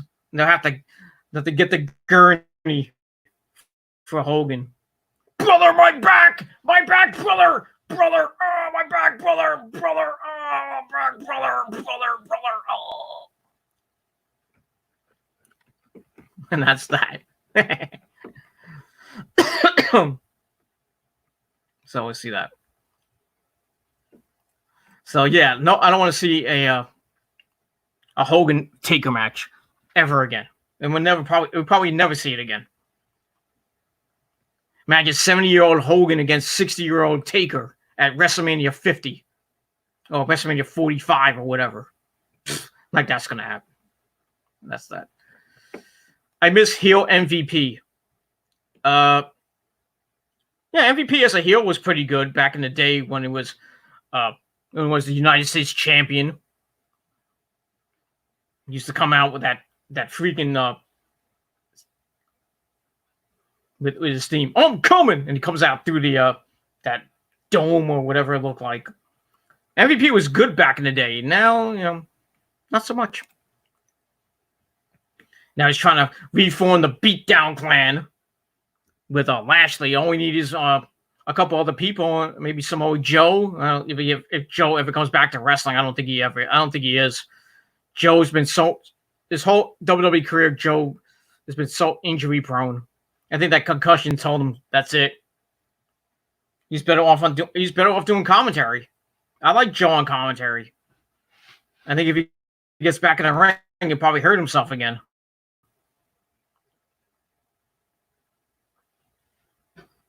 That's what I think. Joe's better on commentary. Just stay away from the ring. That's that. My mouse does not want to work today. All right. Little Fettuccine 69 says, thoughts on the new TNT title? If you watch my my Double or Nothing review on the Peter Gilmore YouTube wrestling channel, I talked a little bit about the title. A lot of people over the weekend were just hating, and they're still hating on the TNT title, the way it looks. And I said it's not even a finished title. And to be honest with you, they shouldn't even had Mike Tyson there to present the belt because it wasn't finished. You just put a piece of silver together or a tin, I don't know what it was. Put the TNT logo on it. Put the champion thing on it. Gave it to Tyson. Tyson gave it to Cody when Cody won, which I'm glad he won. I think they should have just held off on it. They should have waited till the title was finished, but due to this fucking virus, who knew when that was going to be finished? It was like halfway done. I think it was halfway done, or just about done. I don't know. But I've seen pictures of what it looks like, what it's going to look like. It looks fucking beautiful. It looks beautiful. The way it looks now, the way it's going to look, is just give it a couple of weeks. It's going to look beautiful. Cody's going to come out with a new look belt. He's probably going to come out Wednesday night with the same title he had from Double or Nothing. He's going to come out with that same belt. And we're just going to have to wait till that new title gets finished. I don't know if they're going to have another ceremony. That's if even Cody still has the belt by then. Because he's still going to continue his feud with Lance Archer. That's going to continue on. But, just give it time. And to be honest, all you fucking AEW haters need to shut the fuck up about it. It's a fucking title. Who cares how it looks? This is not the 24/7 title. That hideous belt that it is. And the freaking Raw and SmackDown tag titles look like shit. The 24/7 title looks like shit. The women's tag team belts look like shit. The freaking WWE title, the main, the world title, the WWE title, I'm okay with that belt, but the Universal title needs to go and it needs to change, or it needs to be changed. And the Intercontinental title should go back to the 80s version. Not that hideous belt that is right now. The IC belt looked like shit. I was perfectly fine with the 80s version of the belt, which should come back. They had it, but they wanted to go new. The belt looks hideous. Change that belt again. They should change almost all the belts except for the WWE title and maybe the US title. All the belts should change. Just get new looks. All of them look hideous. That's that. I don't know how WWE let Cody slip through their fingers. Their loss is AEW's gain. And that brings me, let me talk about this for a second. I was on Facebook earlier, and I got a message request from this dickhead troll named Dave Wilson. And we were talking, I forgot what, it was on a comment. I don't know, I remember on what one of my friend's pages, I think it was. And he said, and Dave Wilson said that Cody is a traitor for leaving Ring of Honor and going to AEW. He said it was a traitor. So I go, how the fuck is he a traitor? And then he comes back and says he wishes death on me, which is a big no-no. He says he wishes I get cancer. And he tells me to suck up. He says go suck Cody's penis and suck up all the AEW guys.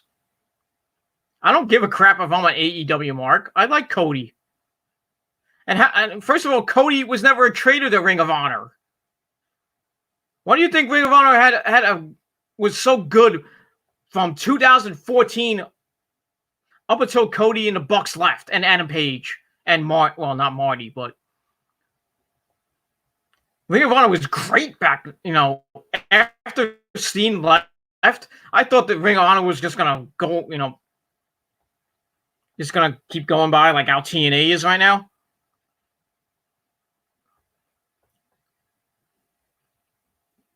But when Cody came in, when the Bucks came in, the freaking tag team division was so good when the Bucks came in. You had the Briscoes, freaking Red Dragon, the American Wolves. I think that was it. I forget. The rest of the tag division, I don't remember. I think the Motor City Machine Guns were there for a little bit. SCU.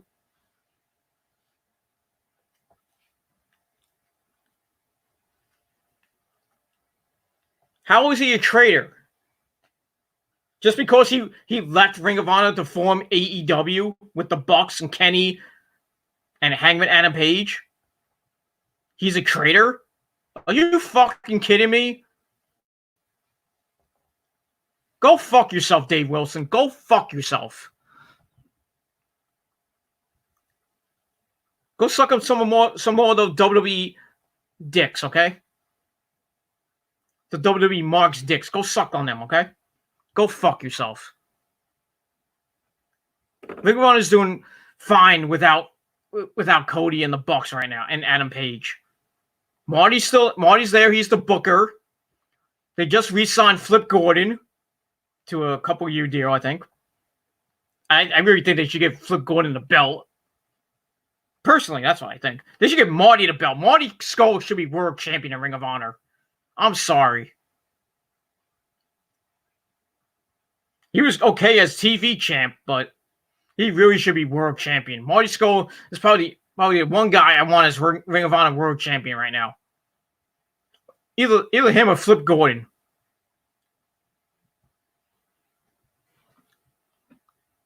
But to say Cody's a traitor, just keep sucking on that AEW haters dick. Fuck you, man. That's all I gotta say about that. We're gonna probably go 2 hours with this video, but we'll see what happens. All right, we got a newcomer. I'm probably gonna botch this name.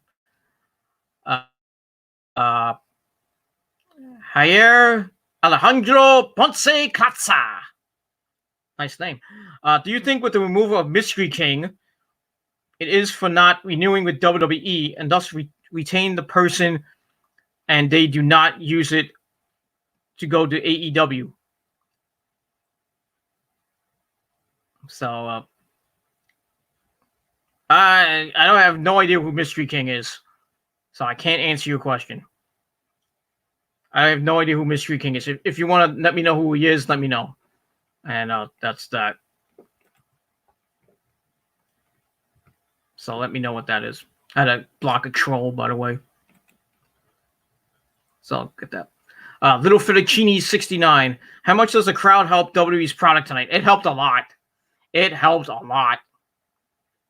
And I hope we see more of this in the next few weeks until we get real fans in the stands.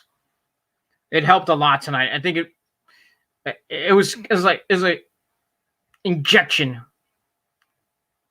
And WWE seriously needed that because without the crowd, the shows sucked. But that they got the NXT crowd. Well, even if they had a real crowd, it would have been way better. But I mean, it's with the NXT rookies. I mean, it's still a crowd. It's still a crowd, and they just had that freaking hockey vibe with the plexiglass. But they were practicing social distancing. So that's pretty nice. And they tested all those NXT stars before the night. That was good. They want to practice social distancing. It's good. But they did good tonight. WWE did something good for once tonight. With the NXT superstars there. The rookies, I should say. It felt like it felt good. Let's just put it that way. It felt good. And that's what they needed. And hopefully we get more of this as the weeks to come. And hopefully at Backlash we get some sort of a crowd. I don't care if it's the NXT superstars or maybe real fans. Just have a crowd there. Even at TakeOver. I want there to be fans at TakeOver.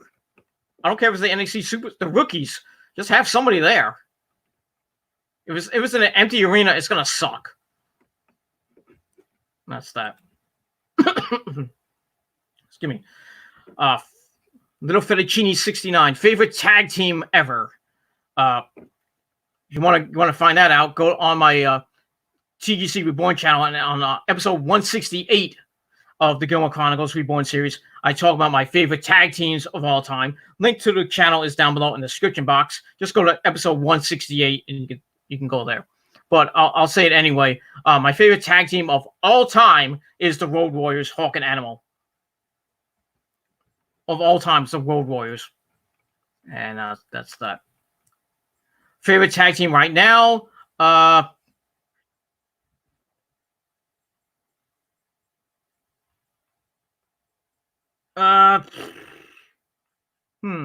a good question. Right now, there's not many good tag teams. Even on the main roster, I don't like that many. I don't even like the Street Profits. I was gonna say War Machine or the Viking Raiders, but they really fucked them over. Not a big fan of I'm not a big fan of the New Day. Not a big fan. Miz and Morrison I actually like. Not my favorite, but I like Miz and Morrison. The Forgotten Sons, not really big on them.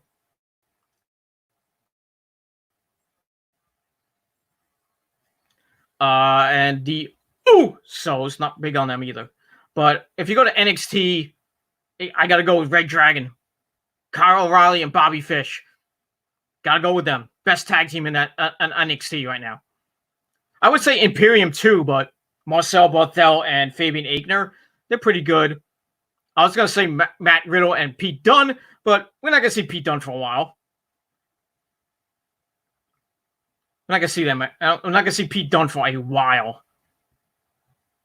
And I heard Matt Riddle is gonna be going to the main roster soon. His match with Timothy Thatcher on Wednesday night in that cage fight.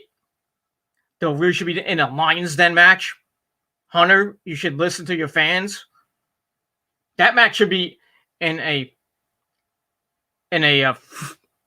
freaking Lions Den, not a cage, not a freaking steel cage. And Kurt Angle as the referee. I'd still be a good match, but having Angle as the ref, I'm not okay with that. And in a steel cage, I don't like it either. It should be in the Lions Den. Well, Little Fettuccine says Lions Den, LOL. But you can't be laughing at that. I mean, Owen Hart and Ken Shamrock, I believe, had a Lions Den match. Ken Shamrock had another Lions Den match. And it was like the WWE bringing that MMA influence, well, not the influence, but the style there. That was that. But that's what it should be in. It should be in an octagon, not a freaking steel cage. But still, the match would be great, but not in that kind of cage. Just saying. All right, we got a lot of comments, so let me try to get to that. If my mouse would freaking work. Little Fettuccine says, "Chill, bro." I guess you didn't like my my rank. Is that favorite Dwayne The Rock Johnson movie? The Scorpion King. That's that. Thoughts on the whole JD from New York situation? I mentioned it earlier in the video. I fucking hate JD for what he did, and he's a prick. He's a fucking egotistical prick that fucks his cat. And Sean's Entertainment did a fucking video about it. Guess how many more videos he's gonna do? Because he wants to have another fucking feud with JD. And guess who's gonna win that one? I really don't care. I both gonna beat the crap out of each other. But from what JD said about Alexa Bliss, he just did it to inflate his already inflated ego. That's it. And then the WWE superstars bashing him, I'm freaking for it.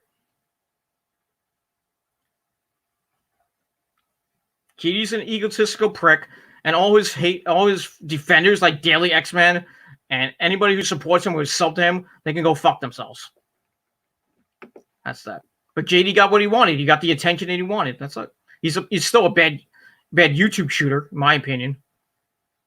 I think I'm better, but not to toot my own horn, but that's that. Top 3 Dark Side of the Ring episodes. Owen Hart, Chris Benoit, and the Road Warriors.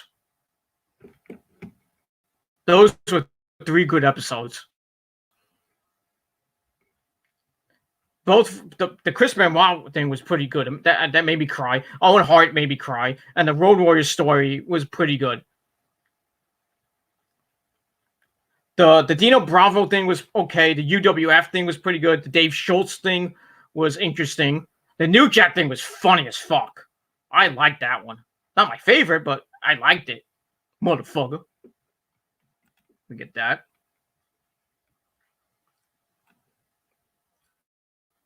So, yeah, I want to get back to Raw in a little bit. So I like having this nice little discussion, but I'm not going to make it too long. I do got to go to bed, you know. Thomas Herrera, there is no tag team in WWE right now. All of them are trash except for Miz and Morrison. That is true. That is true. Miz and Morrison are the hottest thing right now. I don't know why they took the tag belts off and gave them back to the New Day. Why? And now Miz and Morrison and this stupid storyline with Braun Strowman over the Universal title. And you know Braun Strowman's going to beat the crap out of both of them at Backlash. That's a warm-up match for Braun Strowman. They're not going to give the Universal title to the Miz or the Morrison. Strowman's going to lose the title probably to AJ Styles if AJ doesn't win the Intercontinental title. So I think that's going to Jeff Hardy or Elias. But I wouldn't be surprised if AJ wins the belt and become a Grand Slam champion. I'll be okay with AJ winning the belt. But I'd rather have either Jeff Hardy or Elias get it. I really want it to be Elias, but if it's Jeff Hardy, you know, he completes the circle a little bit. He tag team titles, US title. If he wins it, Intercontinental title, WWE title. He's held every belt except for not counting the women's titles. Oh, he hasn't won the Universal title yet, so that's probably the last thing he might do if his run continues on. But I think if he wins the Intercontinental title, that'll probably be the last thing he does. But who knows? Blah blah blah blah blah blah blah blah blah blah. That's that. Javier Alejandro Ponce Clatza. Thank you for pronouncing my last name, even though I am from Mexico. Oh, big ups to Mexico. What do you think of the new champion of the United States, Apollo? I'm actually happy for Apollo. Like I mentioned earlier in the video. He graduated from Titus Catering. Now he's won a semi-major title. And we'll see how long he holds it for. I think he holds it for maybe a month or two. I think the next person that's going to win that is Angel Garza, from my opinion. But who knows? I think Andrade will get his rematch probably next week. He will lose that. I think Apollo will beat him again. And then Apollo will probably go on to maybe face Angel Garza if Angel Garza's done with Kevin Owens. I don't know what's going to happen with that. But I think the next person that probably get the United States title is probably Angel Garza. So I think Selena Vega wants to get gold back in her hands. So after losing it, that's that. And that's that. Blah, blah, blah, blah, blah. Okay. Most of the WWE pay-per-view lost prestige. I remember when Extreme Rules, Money in the Bank, Elimination Chamber was so good. Yeah, back in the day, they were good. They were good. Elimination Chambers, the last few years suck. Money in the Bank back in the day was great. The years that it was back, I think it was when it debuted at WrestleMania. Those matches were awesome, especially with Shelton Benjamin in there. He was like the star of those Money in the Bank ladder matches. The last couple of years, when they made it an actual pay-per-view, they were pretty good. This year's kind of stunk. Last couple of years stunk. Extreme Rules wasn't bad, but like years prior, it was okay. But like last couple of years that they've had it, not that great. And that's that. Little Fettuccine 69. JD from New York does have an annoying voice. Yes, he does. Gives Italians bad name. I don't know if he's Italian or Irish. If he's Italian, he gives Italians a really bad name. I'm Italian. I'm 100% Italian. He gives all Italians a bad name. He's a fucking egomaniac, like I said. And if he's watching it, fuck you. That's that. Who's going to win the IC tournament? Like I said, I think it's going to be either AJ, Jeff Hardy, or Elias. I'm gonna go with Elias. And Elias is facing AJ this week on SmackDown. So that's going to be a good match. So the winner of that is probably going to either win the tournament. So I think it's going to be Jeff Hardy and Elias in the finals. And Elias is probably going to win thanks to Sheamus. I think Sheamus is going to cost Jeff Hardy, and that's going to continue their storyline. And then Elias will go on as the Intercontinental Champion. So I'm picking Elias, but I will not be surprised if it's Jeff, if they go with Jeff, or it's AJ. Either one of those three I would be okay with. But I really want it to be Elias. And that's that. Jeff ain't winning, probably. I think because of Sheamus, like I said. Thomas Herrera, I just want Braun Strowman to retire. Oh, you're like Joe Cronin then. What Joe Cronin said, like make what did he say on Twitter? I think he said he bashed Braun Strowman. He said like make your next time make your cash in count or something like that. I forget what he said, but Joe's probably gonna kill me now, but that's that. Little Fettuccine 69, not Apollo versus Jinder. No. I don't want Jinder Mahal even near the United States title or the WWE title, but you know that's gonna happen. After Drew McIntyre gets done with his feud with Lashley, which is gonna finish off most likely, which is gonna finish off at Backlash, if not at the next pay-per-view. I think at SummerSlam they're gonna start by SummerSlam they're gonna start the Drew McIntyre Jinder Mahal 3MB feud, and Jinder Mahal is gonna beat Drew McIntyre to become a 2-time WWE champion. It's gonna happen, and it's gonna suck because Jinder Mahal, when he was WWE champion on SmackDown, the SmackDown ratings stunk. It stunk. I think anybody who wins the WWE title right now, it's not going to help Raw's chances. And SmackDown, I mean, I want them to get rid. I want Braun to get rid of that belt. I want them to get the belt off Braun. Give it to Bray Wyatt. They should have gave it to Bray Wyatt at Money in the Bank. I don't know why they went with Braun. Who's going to beat Braun right now? If it's not going to be Bray, maybe AJ. I hope it's not King Corbin. Who wants to see Baron Corbin with the Universal title? Baron Corbin is so fucking boring. Fucking boring. That's that. At least Sheamus doesn't look stupid. That's true. But he's going to be in a feud with Jeff Hardy. It should be a pretty decent feud. And that's that.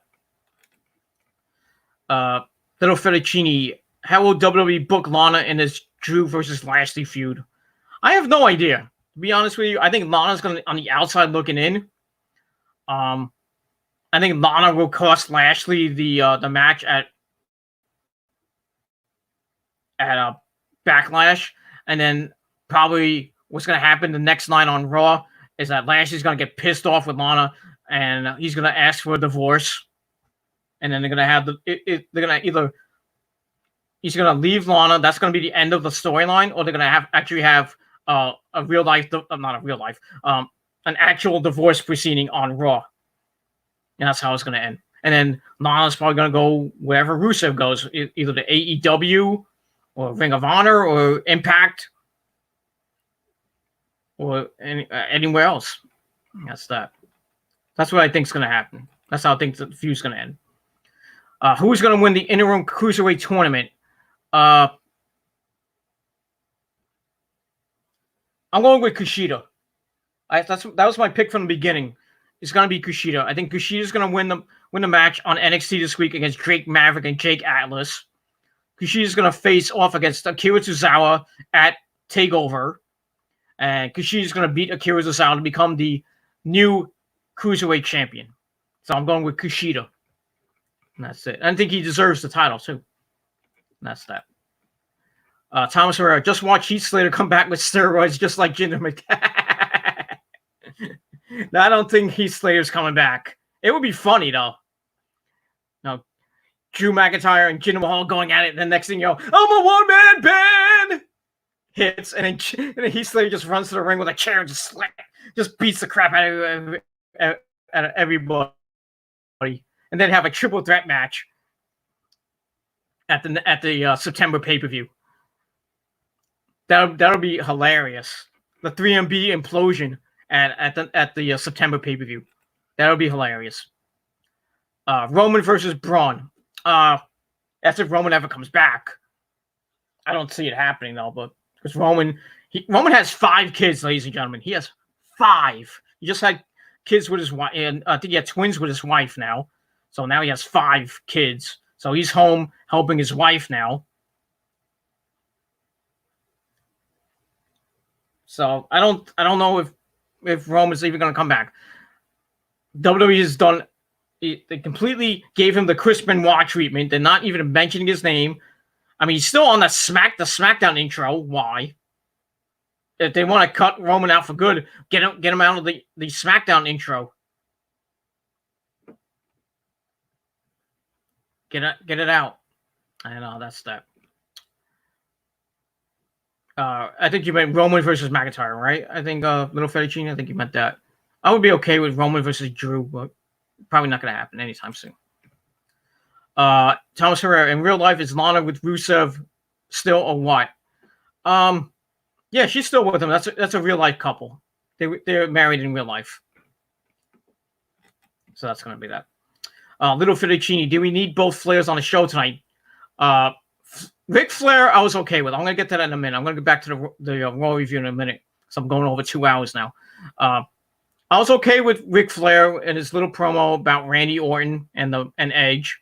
I was okay with that. But do we really need 2 segments and a match with Charlotte Flair? That's fucking overkill. That's why Charlotte Flair is getting the John Cena Roman Reigns treatment, getting rammed down our throats every fucking week. I'm getting sick of it. Fucking getting sick of it. Fuck Charlotte Flair. I hope she loses the NXT title to Rhea Ripley or Io Shirai at NXT TakeOver. Thomas Herrera, I want Roman to retire. He probably won't retire. I think he'll come back, but I probably won't be for a while. Thoughts on how the Edge versus Randy Orton greatest wrestling match ever. What's my thoughts? I already mentioned it. I think Randy's gonna win the match.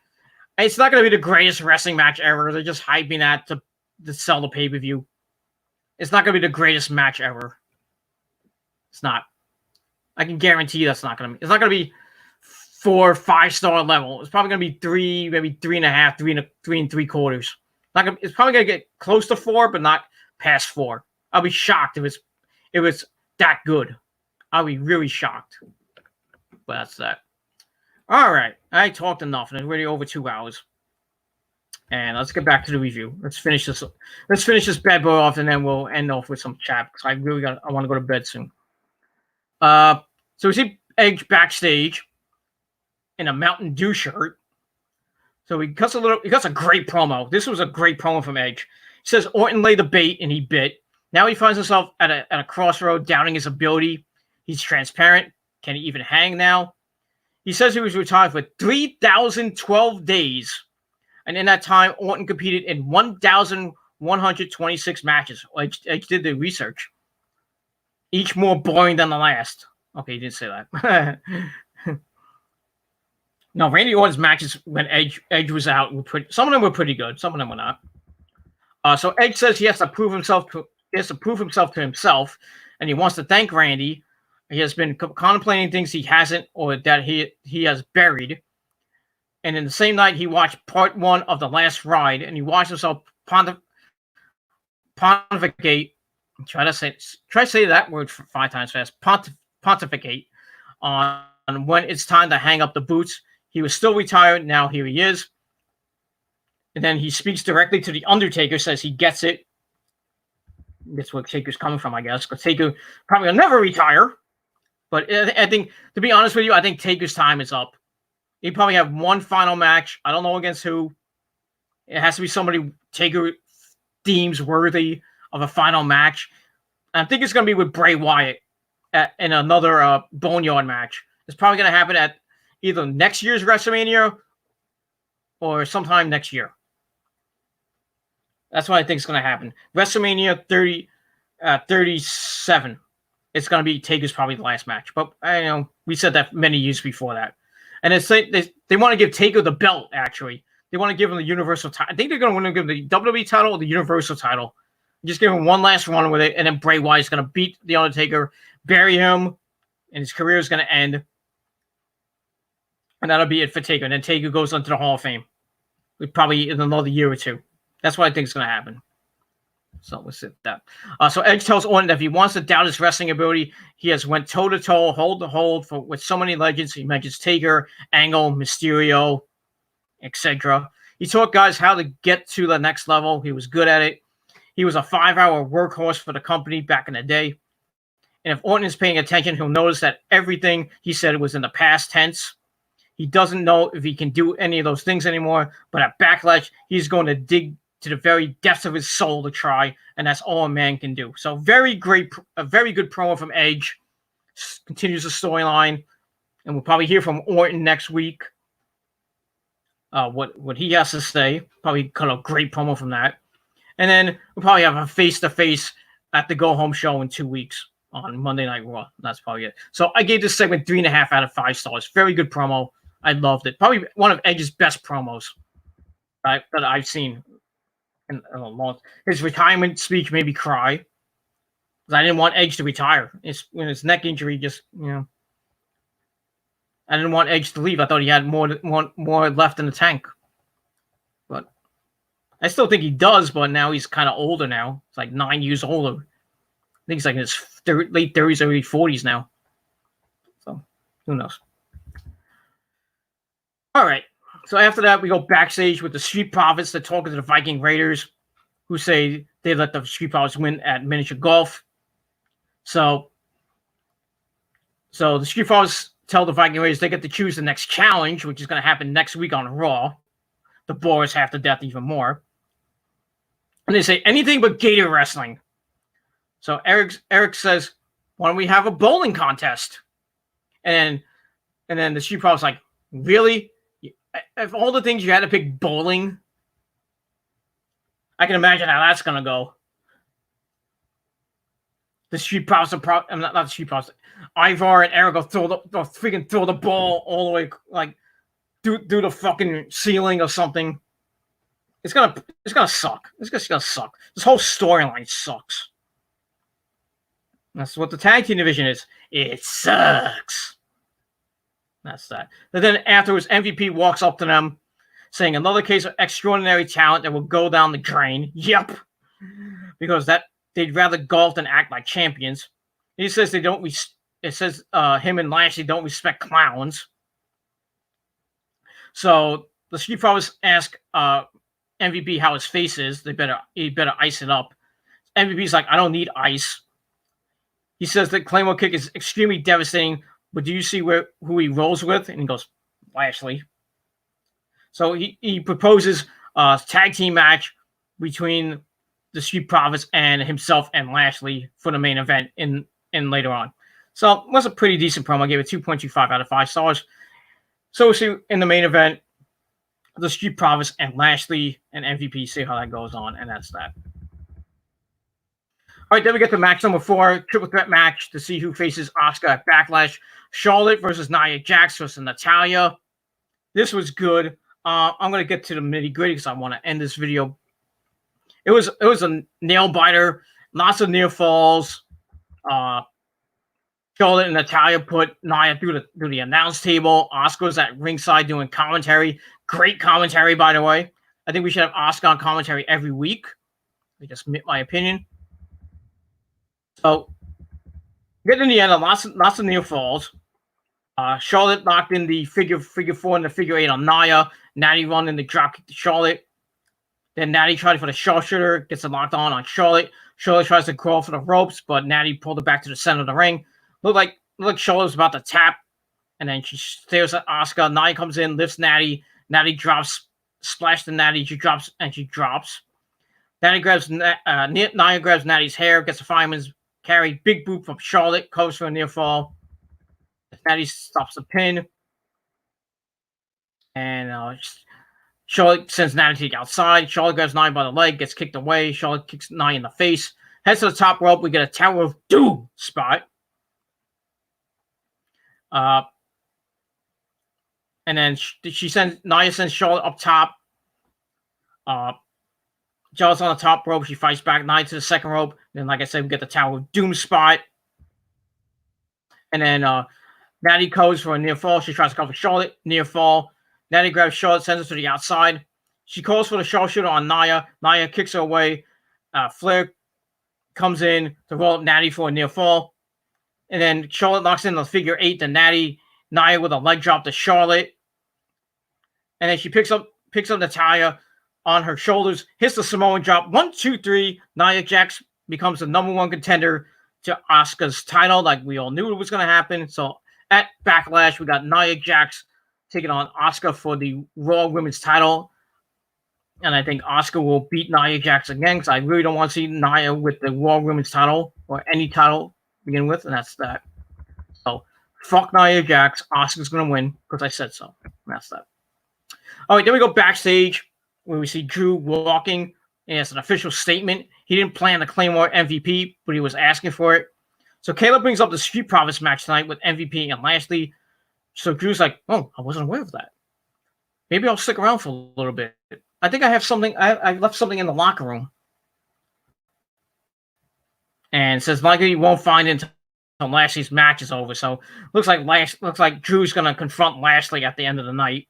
So we'll see what happens with that. So I gave that 2.25 out of 5 stars. I gave the Triple Threat Women's match 3 out of 5 stars, and that's that.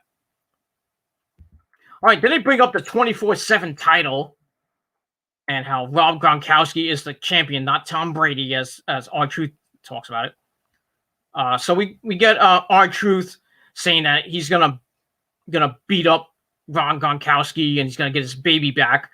Then we get a scripted promo from Gronk. You know, he's reading off a teleprompter, most likely. Calls R-Truth R-Lies. It says that he's gonna beat R-Truth. Whoop-de-damn freaking do. Didn't care about this segment. I gave it a dud. 0. Don't care. Go to hell, Truth. Go to hell, Gronk. And that's all I got to say about that. But, you know, Truth's going to probably get that belt back probably by SummerSlam. Who cares? Well, maybe sooner. Who knows? All right, then we see MVP and Lashley backstage. And Kayla comes up to them to answer to why as to they want a match. MVP points to Lashley and says, that's why. And that's that. So I give that 2 out of 5 stars. Then we get to Hit Ya Pie, Ric Flair. Woo! Why? Because we said so. So Flair cuts a promo saying that the WWE reached out to him and asked him what would be the outcome of the greatest wrestling match ever. So Flair said to himself, ever since he hung up his tights, the greatest wrestling performer today is Randy Orton. I kind of agree with that. He's going to beat Edge at Backlash, and that's that. Woo! That's it. So that was it. So I gave that 2.25 out of 5. So it's great to see the Nate, as always. One of the greatest of all time. Probably the greatest of all time. I digress. All right, then we get Liv Morgan with another promo that we saw.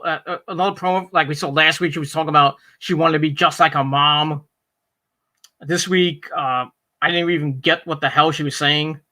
Actually, I have it right here. So she says her biggest block in life has been her self-worth. She can't recall ever being good enough, but when it was at 6 when she asked what this thing called life was. Then she finally found what she was missing when she found the WWE and got her first piece of gear with her name on it. She may not know all the answers because life keeps changing all the questions, but what she does know is she is alive and she will fulfill who she is destined to be. She is living her best life. So that's nice for Liv Morgan. I don't really care. And that's that. So I give that 2 out of 5 stars. All right, then we find some breaking news that Tom Stupid Idiot Phillips said that next week we're going to get Rey Mysterio and a retirement ceremony. So Rey Mysterio is going to retire next week, supposedly. But later on Twitter, it was announced that Seth Rollins is going to do the ceremony. So you know this is a work. So Rey Mysterio is not going to retire anytime soon because I think he signed a new contract. So Seth Rollins is going to botch the ceremony, and that's all I got to say. But I would not be surprised if Rey comes back next week. And that's that. All right, then we end the night off with the final match. Street Profits versus MVP and Lashley. It was okay. Nothing to write home about. Getting to the end. They were beating up on Montez Ford. Dawkins comes in, runs wild. And then Ford rushes and sends Lashley into the plexiglass. And then here's a spine buster. And then he goes to the top rope, hits a frog splash, lashes on the outside, sends Dogs into the ring post, goes inside for the pin, 1, 2, no. Lashley then runs in, locks in the full Nelson. Ref starts to count, gets to 5, and Lashley won't release the hold, so we get a disqualification, which sucked. So Street Profits get the win by disqualification. And then afterwards, Drew McIntyre comes out and hits the Glasgow Kiss headbutt to Lashley. They have a big, humongous brawl. And then the referee John Cone's trying to restore order. And he's calling for the NXT rookies to come in. That doesn't help. They get beat up by Drew and Lashley. And then even more NXT rookies come in, and they have to separate them. We get a standoff at the end. So that's that. So I gave the match 2.25 out of 5 stars. I gave the Aftermath 2.5 out of 5 stars. And that's that. And that ends Monday Night Raw. So not a bad edition of Monday Night Raw. And that's that. Sorry, but I left that comment up by accident. So not a bad edition of Monday Night Raw. The fans really helped the episode a lot. So my rating is 6.25 out of 10 stars. Let me know what you guys think of the show in a comment or the video reply down below. Let's finish off the video with some comments from good friends. Thomas Herrera, without an audience, these matches are a low 2-star. Some of them, not all of them. I think the women's match was about a 2.5-star match. The main event was about 2.5, not 2.5, 2.25. What else? Humberto Carrillo, Aleister Black against Murphy and Austin Theory. It was about a 2.25. What else do we see?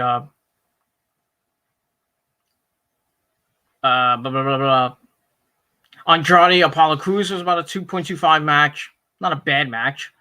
Most of the matches were about 2 to just about 3, between 2 and 3. The women's match was probably the match of the night, in my opinion, but I could be wrong. That's that. All right, Thomas Herrera, Taker versus Randy. We've seen that already. I don't think we're going to see that again. We saw that at WrestleMania 20. I don't remember what number that was. I think it was 26 or 27, I think it was. And Randy gave Taker a run for his money. I thought Randy was going to be the one to end the streak, to be honest with you. It should have been Randy, not Brock Lesnar. I think Randy should have fought Taker at WrestleMania 30 and ended the streak. And then further the Legend Killer gimmick. Another legend that Randy kills. And that's that. Let me see what happens with that. Little Fettuccine 69. Brave versus Taker sounds amazing. Firefly Boneyard Buried Alive match. I think you're just gonna make it a Boneyard match. That's what the Boneyard match was, basically a Buried Alive match, but outside, not inside the arena like it was the last couple of times I had it. But I think it's gonna be another cinematic video like AJ and Taker was at WrestleMania. It's gonna be another cinematic video thing that was taped well in advance. But it's gonna be a Boneyard match, probably at WrestleMania 37. But who knows between now and WrestleMania? And that's that. All right, the Viking Jobbers Raiders versus Street Profits After School Program feud. That's funny. That is hilarious. That is hilarious. That is hilarious. Next thing they'll be fighting on the playground. That thing. The Gronk promo was terrible. Yes.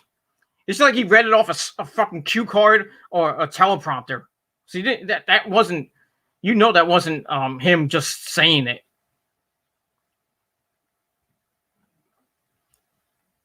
That wasn't him saying it. He had to be either he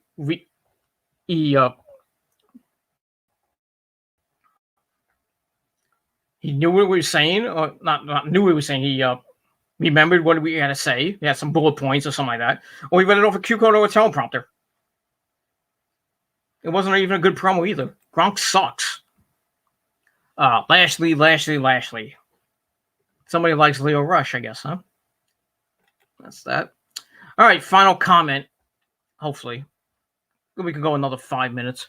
Little Fettuccine 69. What do you think will happen with the Inner Circle on Wednesday night? I don't know. I actually don't know. I don't know what's going to happen with Jericho and company. I think they're going to lick their wounds from that great Stadium Stampede match. I really don't know what's going to happen. We're going to have to see Wednesday night. And that's pretty much all I can say about that. So we'll see what happens Wednesday night on Dynamite. And that's it. And we'll see what happens with Cody and the TNT title with him and Lance Archer. What might happen? We'll see what happens with Jon Moxley after he beat Brody Lee in that pretty epic AEW title match. We see who was next for him. Probably be Brian Cage, because Brian Cage won that Casino Ladder match in his debut. So Moxley's got Brian Cage to worry about now. We'll see what happens with that. Maybe the start of the storyline. Now that Adam Page is back, we'll see what happens with the tag team titles. Now that the best friends have the number one contenders slot, we'll see when that match will take place, and probably be Adam Page's heel turn, most likely. I think it's going to happen at All Out. That's what I think. It might happen sooner, but I think it's going to happen at All Out. That's why I think Page is going to turn on the Elite. But I said that before. I thought it was going to happen before at Revolution. I thought it was going to happen, but it didn't happen. But we'll see what happens with that. And that's that. Should we get the Cage versus Moxley feud on Wednesday night or wait? I'd rather wait. I think they're going to wait it out. I don't think they're going to rush into that feud. I don't think they should rush into it. I think they're going to play it out for a little bit. It's going to still happen probably on Dynamite, but I think they're going to wait a couple weeks for that. I think Cage, they'll probably have Brian Cage on Dynamite. Maybe he'll come out with Taz, and maybe Moxley will cut a promo, or Moxley will have a match, and then Brian Cage comes out, holds up the chip, reminding Moxley that he's got a title shot. And that's that. So we'll see what happens. That's that. I like to see MJF versus Moxley before Cage. I like to see that too. I think that's what they're going to lead up to. I think that's going to happen at All Out. I think we're going to see MJF and Moxley for the AEW World Title, and MJF is going to win the belt. And that's pretty much that.